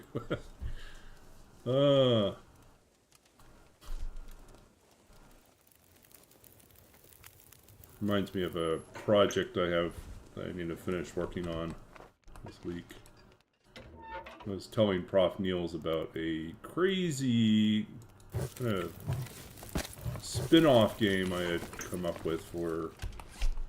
It was on a just kind of made up on the fly in a D&D session, which is basically a gladiatorial ring where your gladiators are giant crabs that have been genetically, magically, or mechanically modified. So it's kind of like battle bots meets pro wrestling, but with giant crabs. And and so the players just have a stable of crabs that they run against each other, and it's pretty funny. The generation process includes like 3 rolls on a table of special abilities and powers, and some of them are really broken. And if you get the same power twice, it doubles the range or the effect or the damage. So yeah, you can get into some pretty weird, funny situations.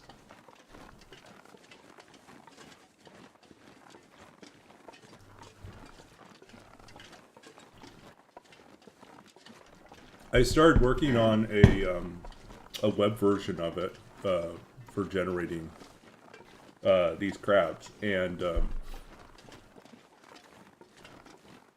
but I ran into some things where it's like, oh, this is going to take me longer to implement some of the stuff I want to put in. So I like set it aside and worked on some other projects for a while. But I think what I will need to do is I will need to sit down and at least do a more formal write-up of the rules. And produce it as a PDF, which I think might get a small group of people that want to play it together outside of my D&D group. I think Prof. Niels wants to play it sometime online, so like on stream.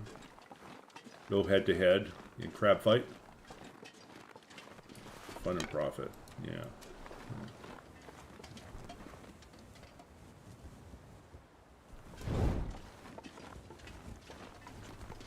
But yeah, if I make a rule set for it, it's going to be pretty inexpensive. I think I would just want people to play it. But I've learned from a different project I put together that when you set it as pay what you want, people tend to pay nothing. Which I'm guilty of doing that too. So it probably will have like a 99-cent thing or $1.25. I'll have to look and see what a reasonable price range is. It'll be under $3, I think.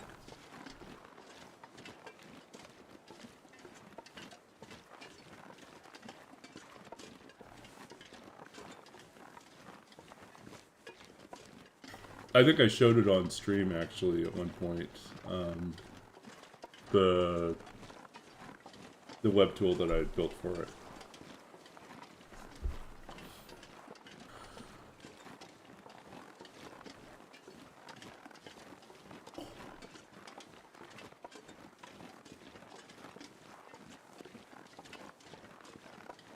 Yeah, it's just like, I grew up in those days, but yeah, people just don't do that anymore.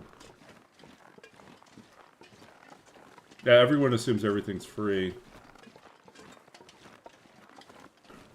Just because you can find it for free doesn't mean that it's technically free.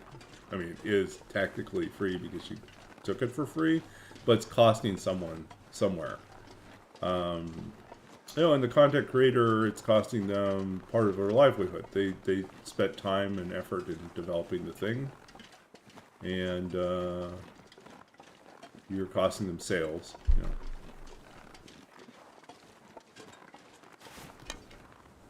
So I think as long as it's reasonably priced, you should chip in. And if it feels like it's price gouging, if the markup is ridiculous, then I think we get into the gray area of like what's reasonable. I think there's a whole like long running debate about how to handle educational use of creative materials. Like, so for fiction and poetry,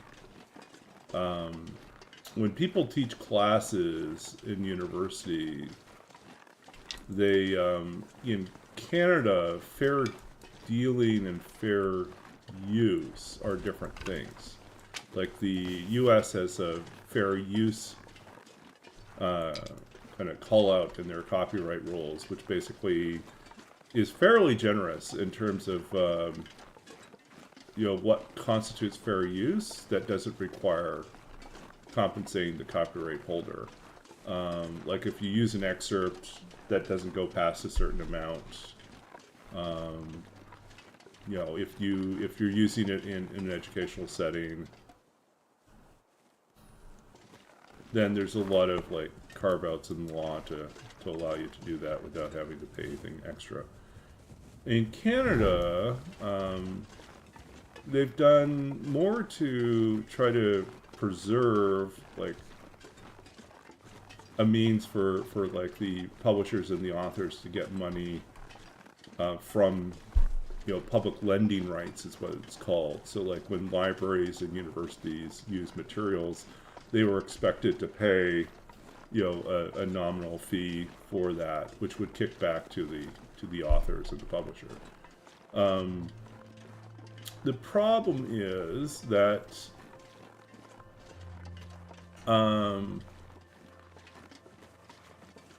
some of that doesn't always scale well, in terms of the size of the classes or in terms of the use of it. Or some of the rules were so restrictive that people wanted to use larger portions and they just couldn't afford the permissions on it. So that gets complicated. I feel like in the States, a lot of my work, when it's, I never get notified if someone's using it in class, so I have no idea, like when my work is being taught or used. And I can use WorldCat to kind of look up which libraries have copies of my book, but I don't get any money back from the library's use of the book, right? This is very different from the model of what happens with my poems that are set to music, and those musical pieces are performed, played in a public, recital or a private recital somewhere. Someone has to pay money for permission to use that music and the text, and I get a portion of whatever they charged, as the ticket price for that. It's not tons of money, but it's helpful. And I think, that's sort of what public lending right in Canada was supposed to be more like. But it gets complicated to calculate. So then effectively it becomes like a de facto tax, but the organization collecting the tax is not the government. And so that created a legal problem where the federal government struck down sort of the ability for a public lending right to be collected, which then meant that you suddenly lost a major incentive for people to continue to produce work because they were used to receiving money for their work when it was in libraries or used in these other ways.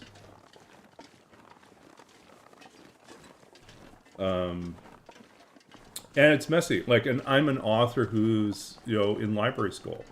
So, like, when I was an author, I had a pretty strong opinion about how this should work. But now I'm in the library side of like, I kind of see the point. And one of the other problems that I see, a really big problem, is that some copyright rules can tie down the availability of a text and create these moments of limbo where it's impossible to, like, so people are afraid to use work that they might be hit with a copyright charge on.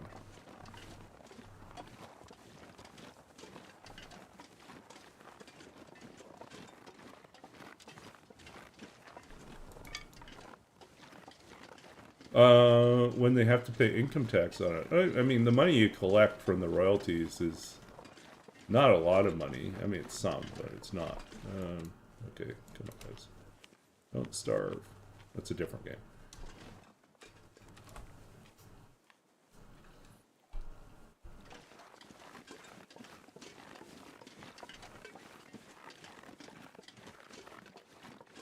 Ooh, we can collect some coal in here, too.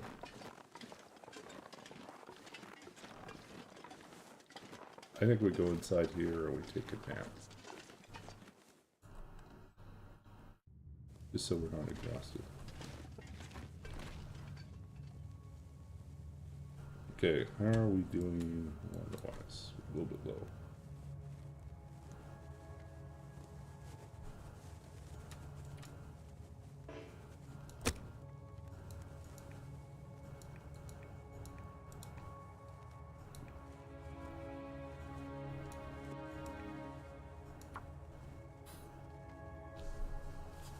But yeah, so like one of the weird gray areas that happens, and it's something I'm very interested in, is what happens to books that are within their copyright period. So like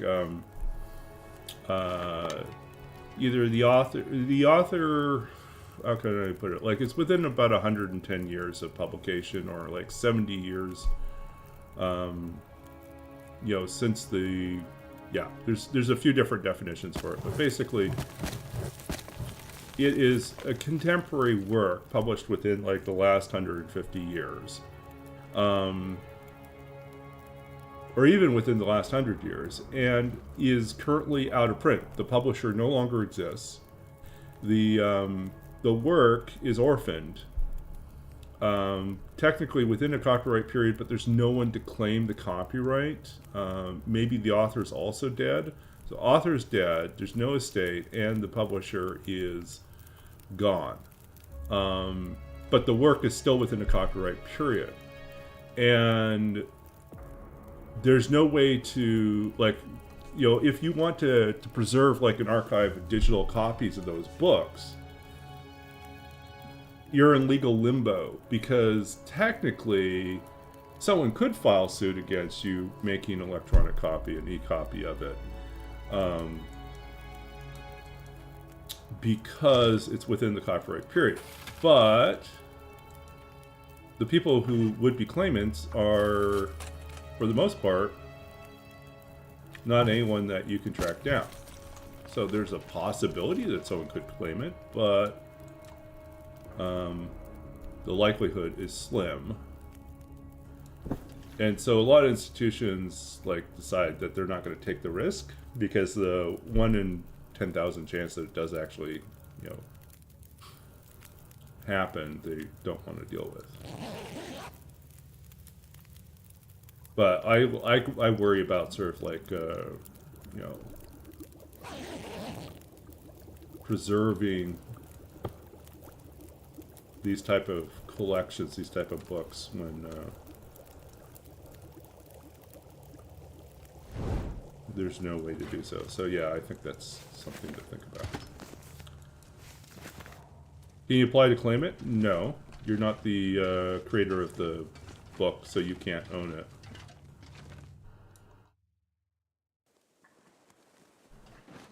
You can create versions of books. Like you can create a if the work is in public domain, which is not, so that's why it's a problem, right? It's not in public domain. It's not, If it's in public domain, you can create copyright versions of public domain text merely by creating critical versions of them. So that means to say, like, you add like a critical preface to it, and you change the formatting of it in some way. And you see this all the time. And then you release a copy of it out there in the world. And in a sense, what you copywritten is the additions to the public domain text. But the main text is still free, right? So, like, you could make your own version of Romeo and Juliet, preserve Shakespeare's text, but then add your own preface, maybe a study guide at the end. I don't know what else you want to do. Maybe you make a set of, like, crossword puzzles at the end as well, you know, something weird like that. Now it's your own version of it. And that's the problem. It's like there's no one. It's like current copyright law doesn't really handle orphan works at all. So orphan works are a problem, and so is the problem with starving again.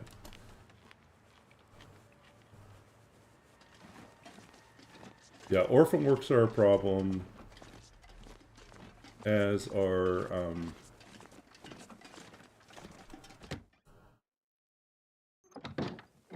yeah, and then the other copyright issue that's a big one is the problem of educational copying, which sometimes gets excessive. You feel like, yeah, you're probably not authorized to do that much copying. You know, you copy, you know, if you make like a digital version of the book available for your students, and your class is around, you know, 500 students, that's a lot of lost sales for that book, right? Is that fair? I'd say that's probably not fair. Should be some sort of compensation.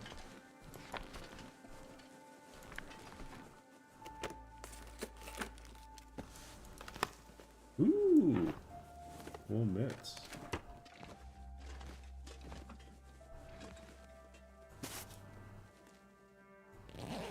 I don't even know if we need any bandages, to be honest.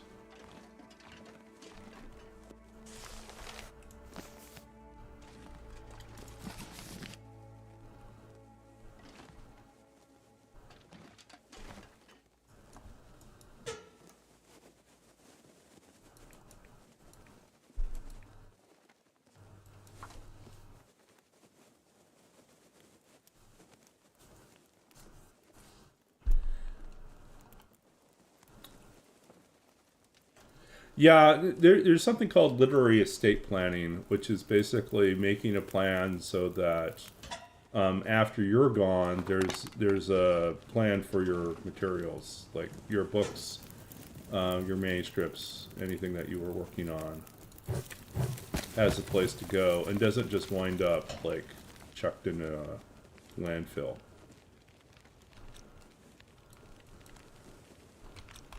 Okay, is there another pot here?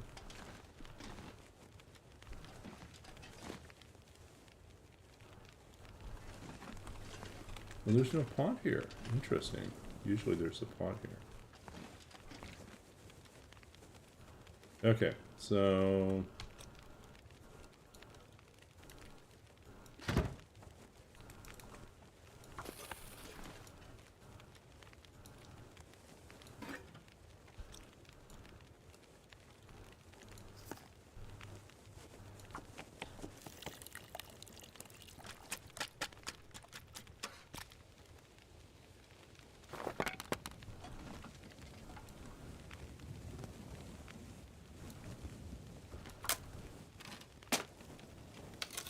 Oh, my books aren't out of print. My personal books are fine.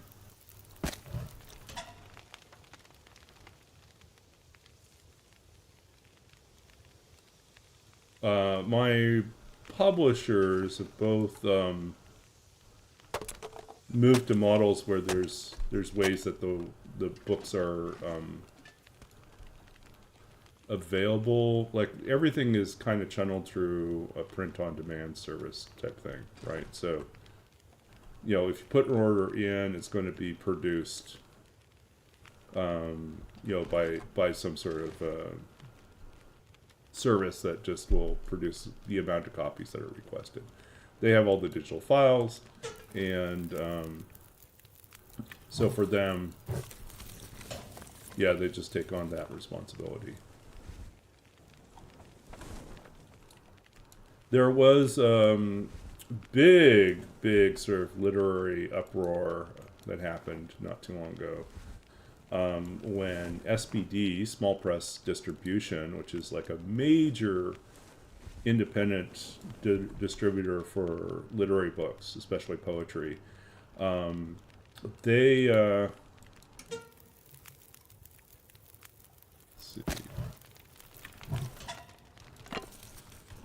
They unexpectedly closed their doors. They suddenly announced that they were bankrupt, and they were like a third party that had these big warehouses where they held all these books, and they took care of like the logistics in terms of distributing books from some places in order.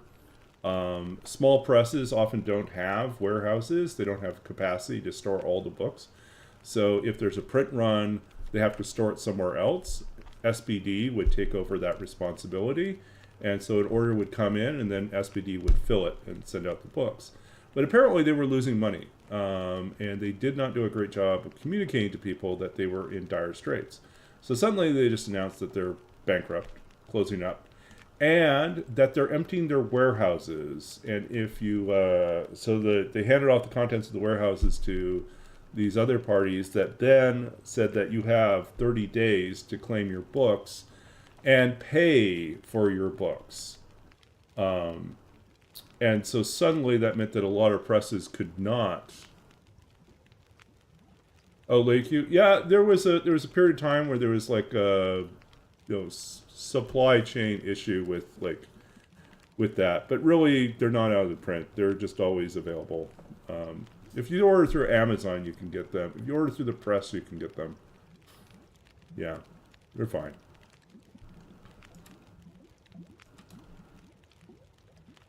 Okay, we need to get Astrid to bed here. So many flares.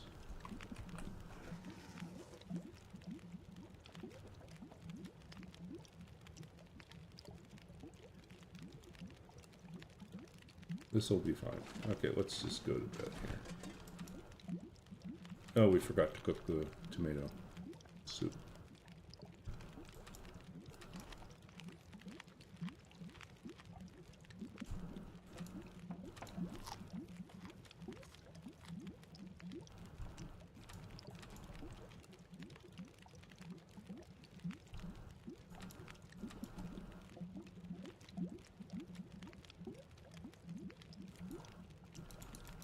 Okay.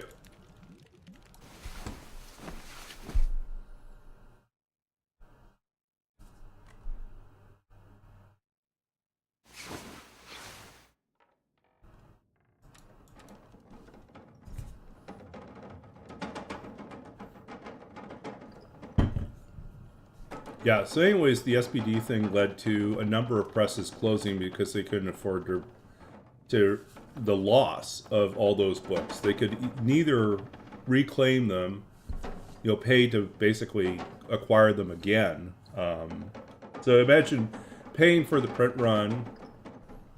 So you print them at the print run cost, so that's just the manufacturing cost of it, and you have a margin which you're selling them at. And then the cost of having those books shipped to a new warehouse or to reclaim them and have them move back to your place is more than the cost of what the margin is, which basically means that there's no profit in it at all. You take a loss reclaiming your books. But then you also have books that you can't sell. So they're just getting destroyed. And it's just this horrible thing that's happened. Yeah. It's a real mess. Thankfully, neither of my two presses, one of them, foresaw this like years ago, 2 years ago. They had suspicions that the SPD was not doing their like logistics well, that there were some problems with what they were doing, and so moved to a different distributor. And the other one never dealt with SBD at all, and I think has their own sort of bigger, plugged into a bigger distribution chain. So, but yeah, that's the type of messiness that sometimes rocks the entire literary world. And you're like going, this is the stuff.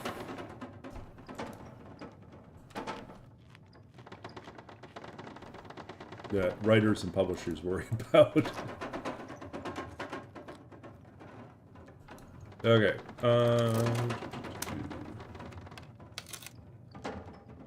Let's just chop some stuff up, and let's chop this guy up too. Firearm cleaning kit.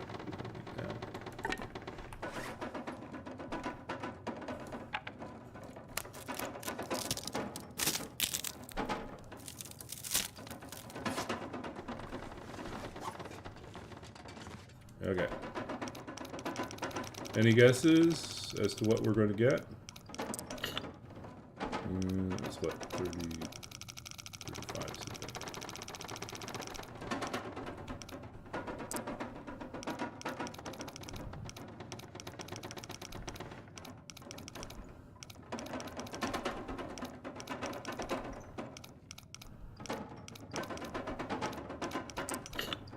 Yeah.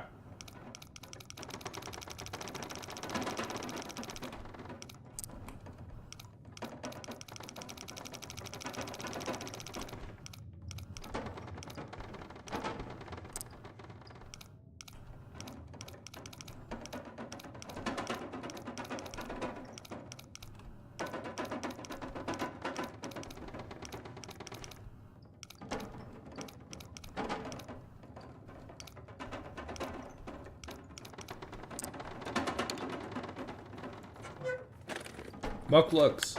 Flare shell. All these flare shells.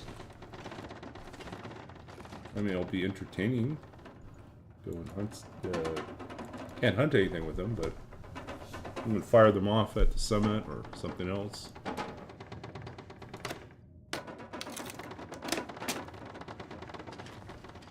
Okay.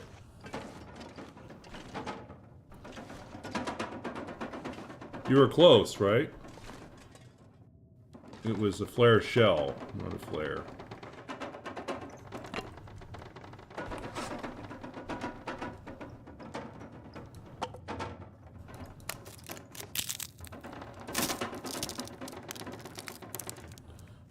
Ah, could have a Cinco de Mayo celebration, right? Fire off flare shells.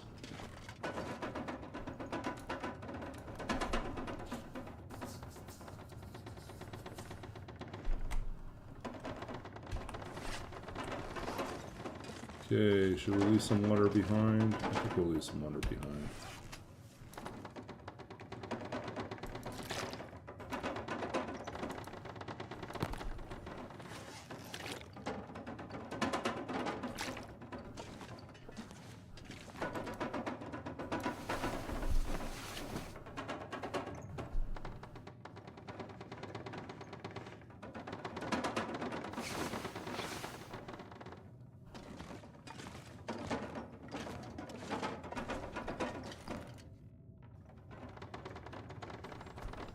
Okay, let's see what it looks like out here. Oh, that's a storm. That's a no. Okay, so I think we might just wrap up here for tonight. Oh, it's about time for us to wrap up. So we will probably note this. We are on day 13. I should probably update my notes here. Day 13.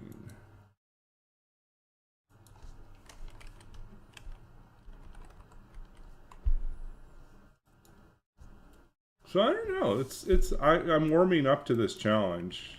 You know, it's an interesting one.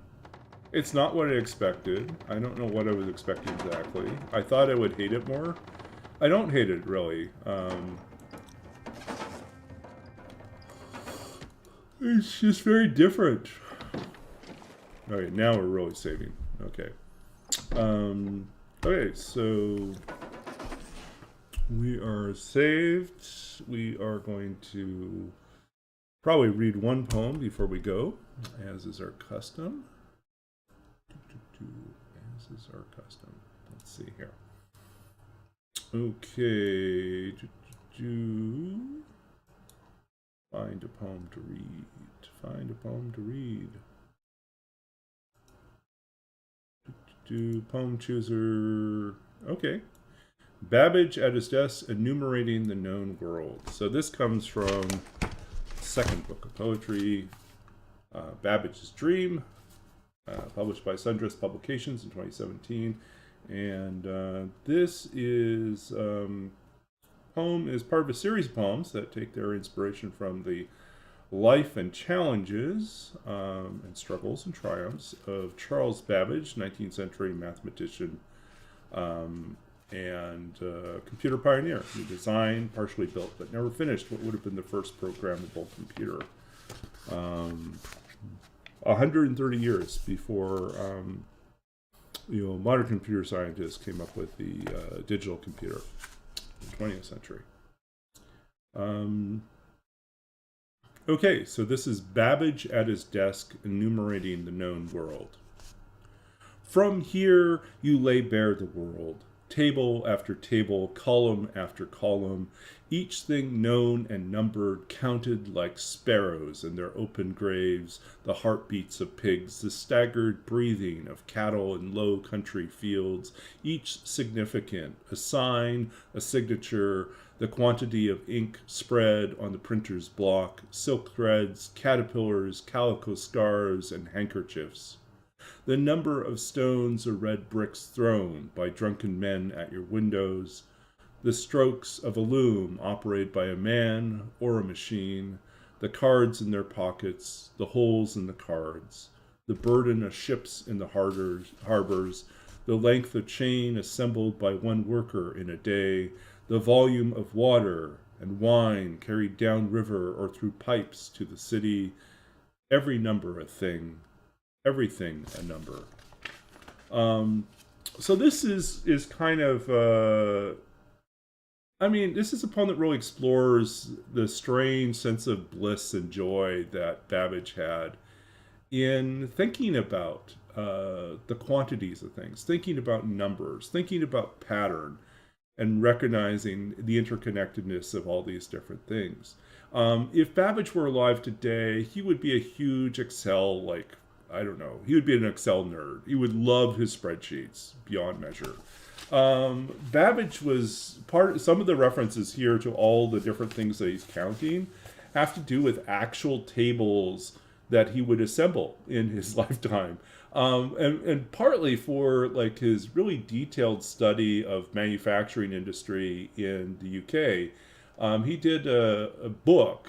He wrote an entire book on this of research where he studied all these different factories and manufacturing processes and toured all these different work sites and studied what people did, how they did it, what they threw away, and whether or not what they were doing was applicable or useful in a different field. And so he published this as a major treatise called On the Economy of Machines and Manufacturers. And because this is the 19th century, it was a bestseller. It was like an international bestseller. Everyone was fascinated because what he drew a picture of effectively was not an in-depth study of one industry, but an in-depth study of the whole ecosystem of how all these different industries work together and ways in which they might work together more efficiently. That rather than seeing them in isolation, he saw them all as some big, organism that they could all share. What was thrown off or thrown away by one industry was actually something that could be useful for a bunch of other things if you just understood the pattern of how they could be redirected. And so he has all these tables and charts about this, and he talks about like some of these things are literally pulled right from his book. Talking about the length of chain assembled by a worker in the day, or counting all the silk threads and the calico scarves and the handkerchiefs, or how much ink is consumed, in the inking of a printer's block for each run. All this type of detail he collects. Um, and he also speculates about, like, he had this really interesting idea about using, like, a whole system of pipes throughout the city, not just to carry water, but to also communicate other liquids. And then he had this idea, he says, and you could use it as a system for communicating, like, voice over sound over these pipes. And so, he had this idea that you could just, like, speak through this pipe and it would just carry itself all over to whatever the destination was. And I thought, yeah, effectively he's thinking about, intercom systems. He's thinking about telephone. He's in the age of the telegraph, and he's thinking about telephone. It's basically, that's the nature of Babbage. Is that he's thinking about ways technology might advance or extend way beyond. He sees the beginnings of it, and then he sees sort of the end of it. He sees what it might become.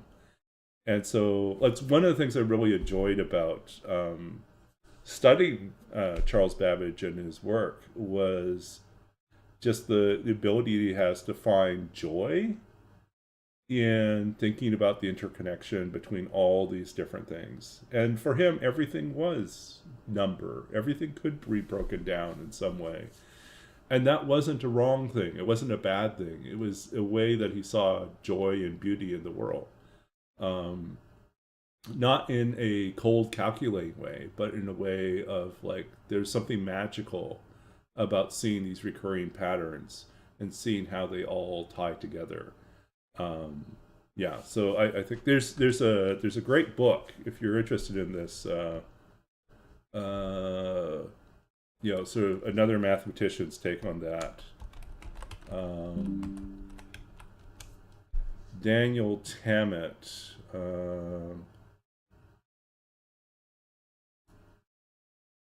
I think that's his name. Daniel Tammet. Let's see. Thinking in Numbers. That's what it was.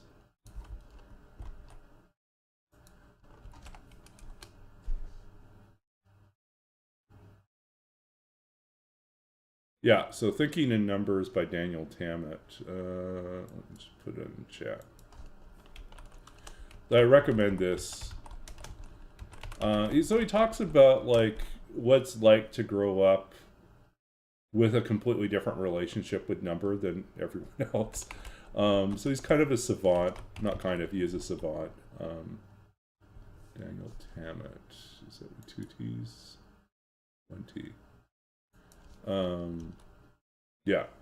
And so, you can find that book. It's a really interesting collection of essays about, like, his relationship with number and math and how he thinks about things and pattern, and why that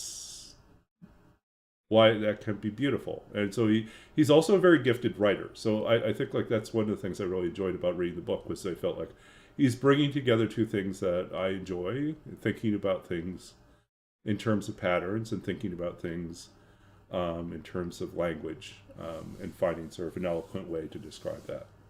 So I do recommend that.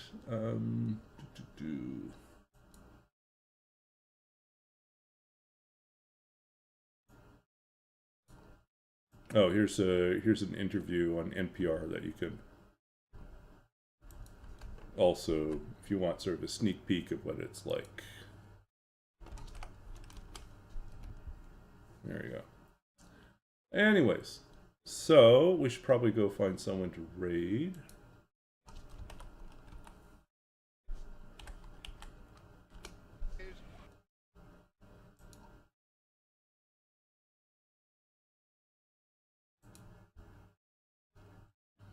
Let's see what I get here.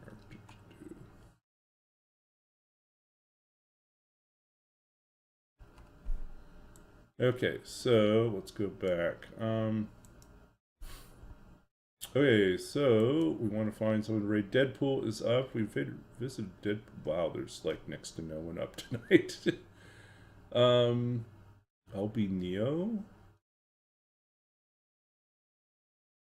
Do I try someone new? Okay, I'm gonna suggest we try someone new. LB Neo. Always worth learning someone else. So LB Neo is, I guess, a long time gamer. 427 followers. We can help him get closer to his follower goal. And just playing long dark, chat and chill, British. So if you like listening to an accent, he's not new. Okay. So,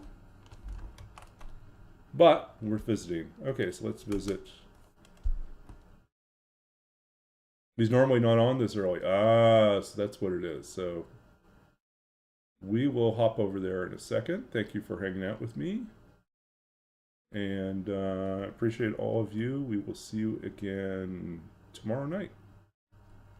Take care.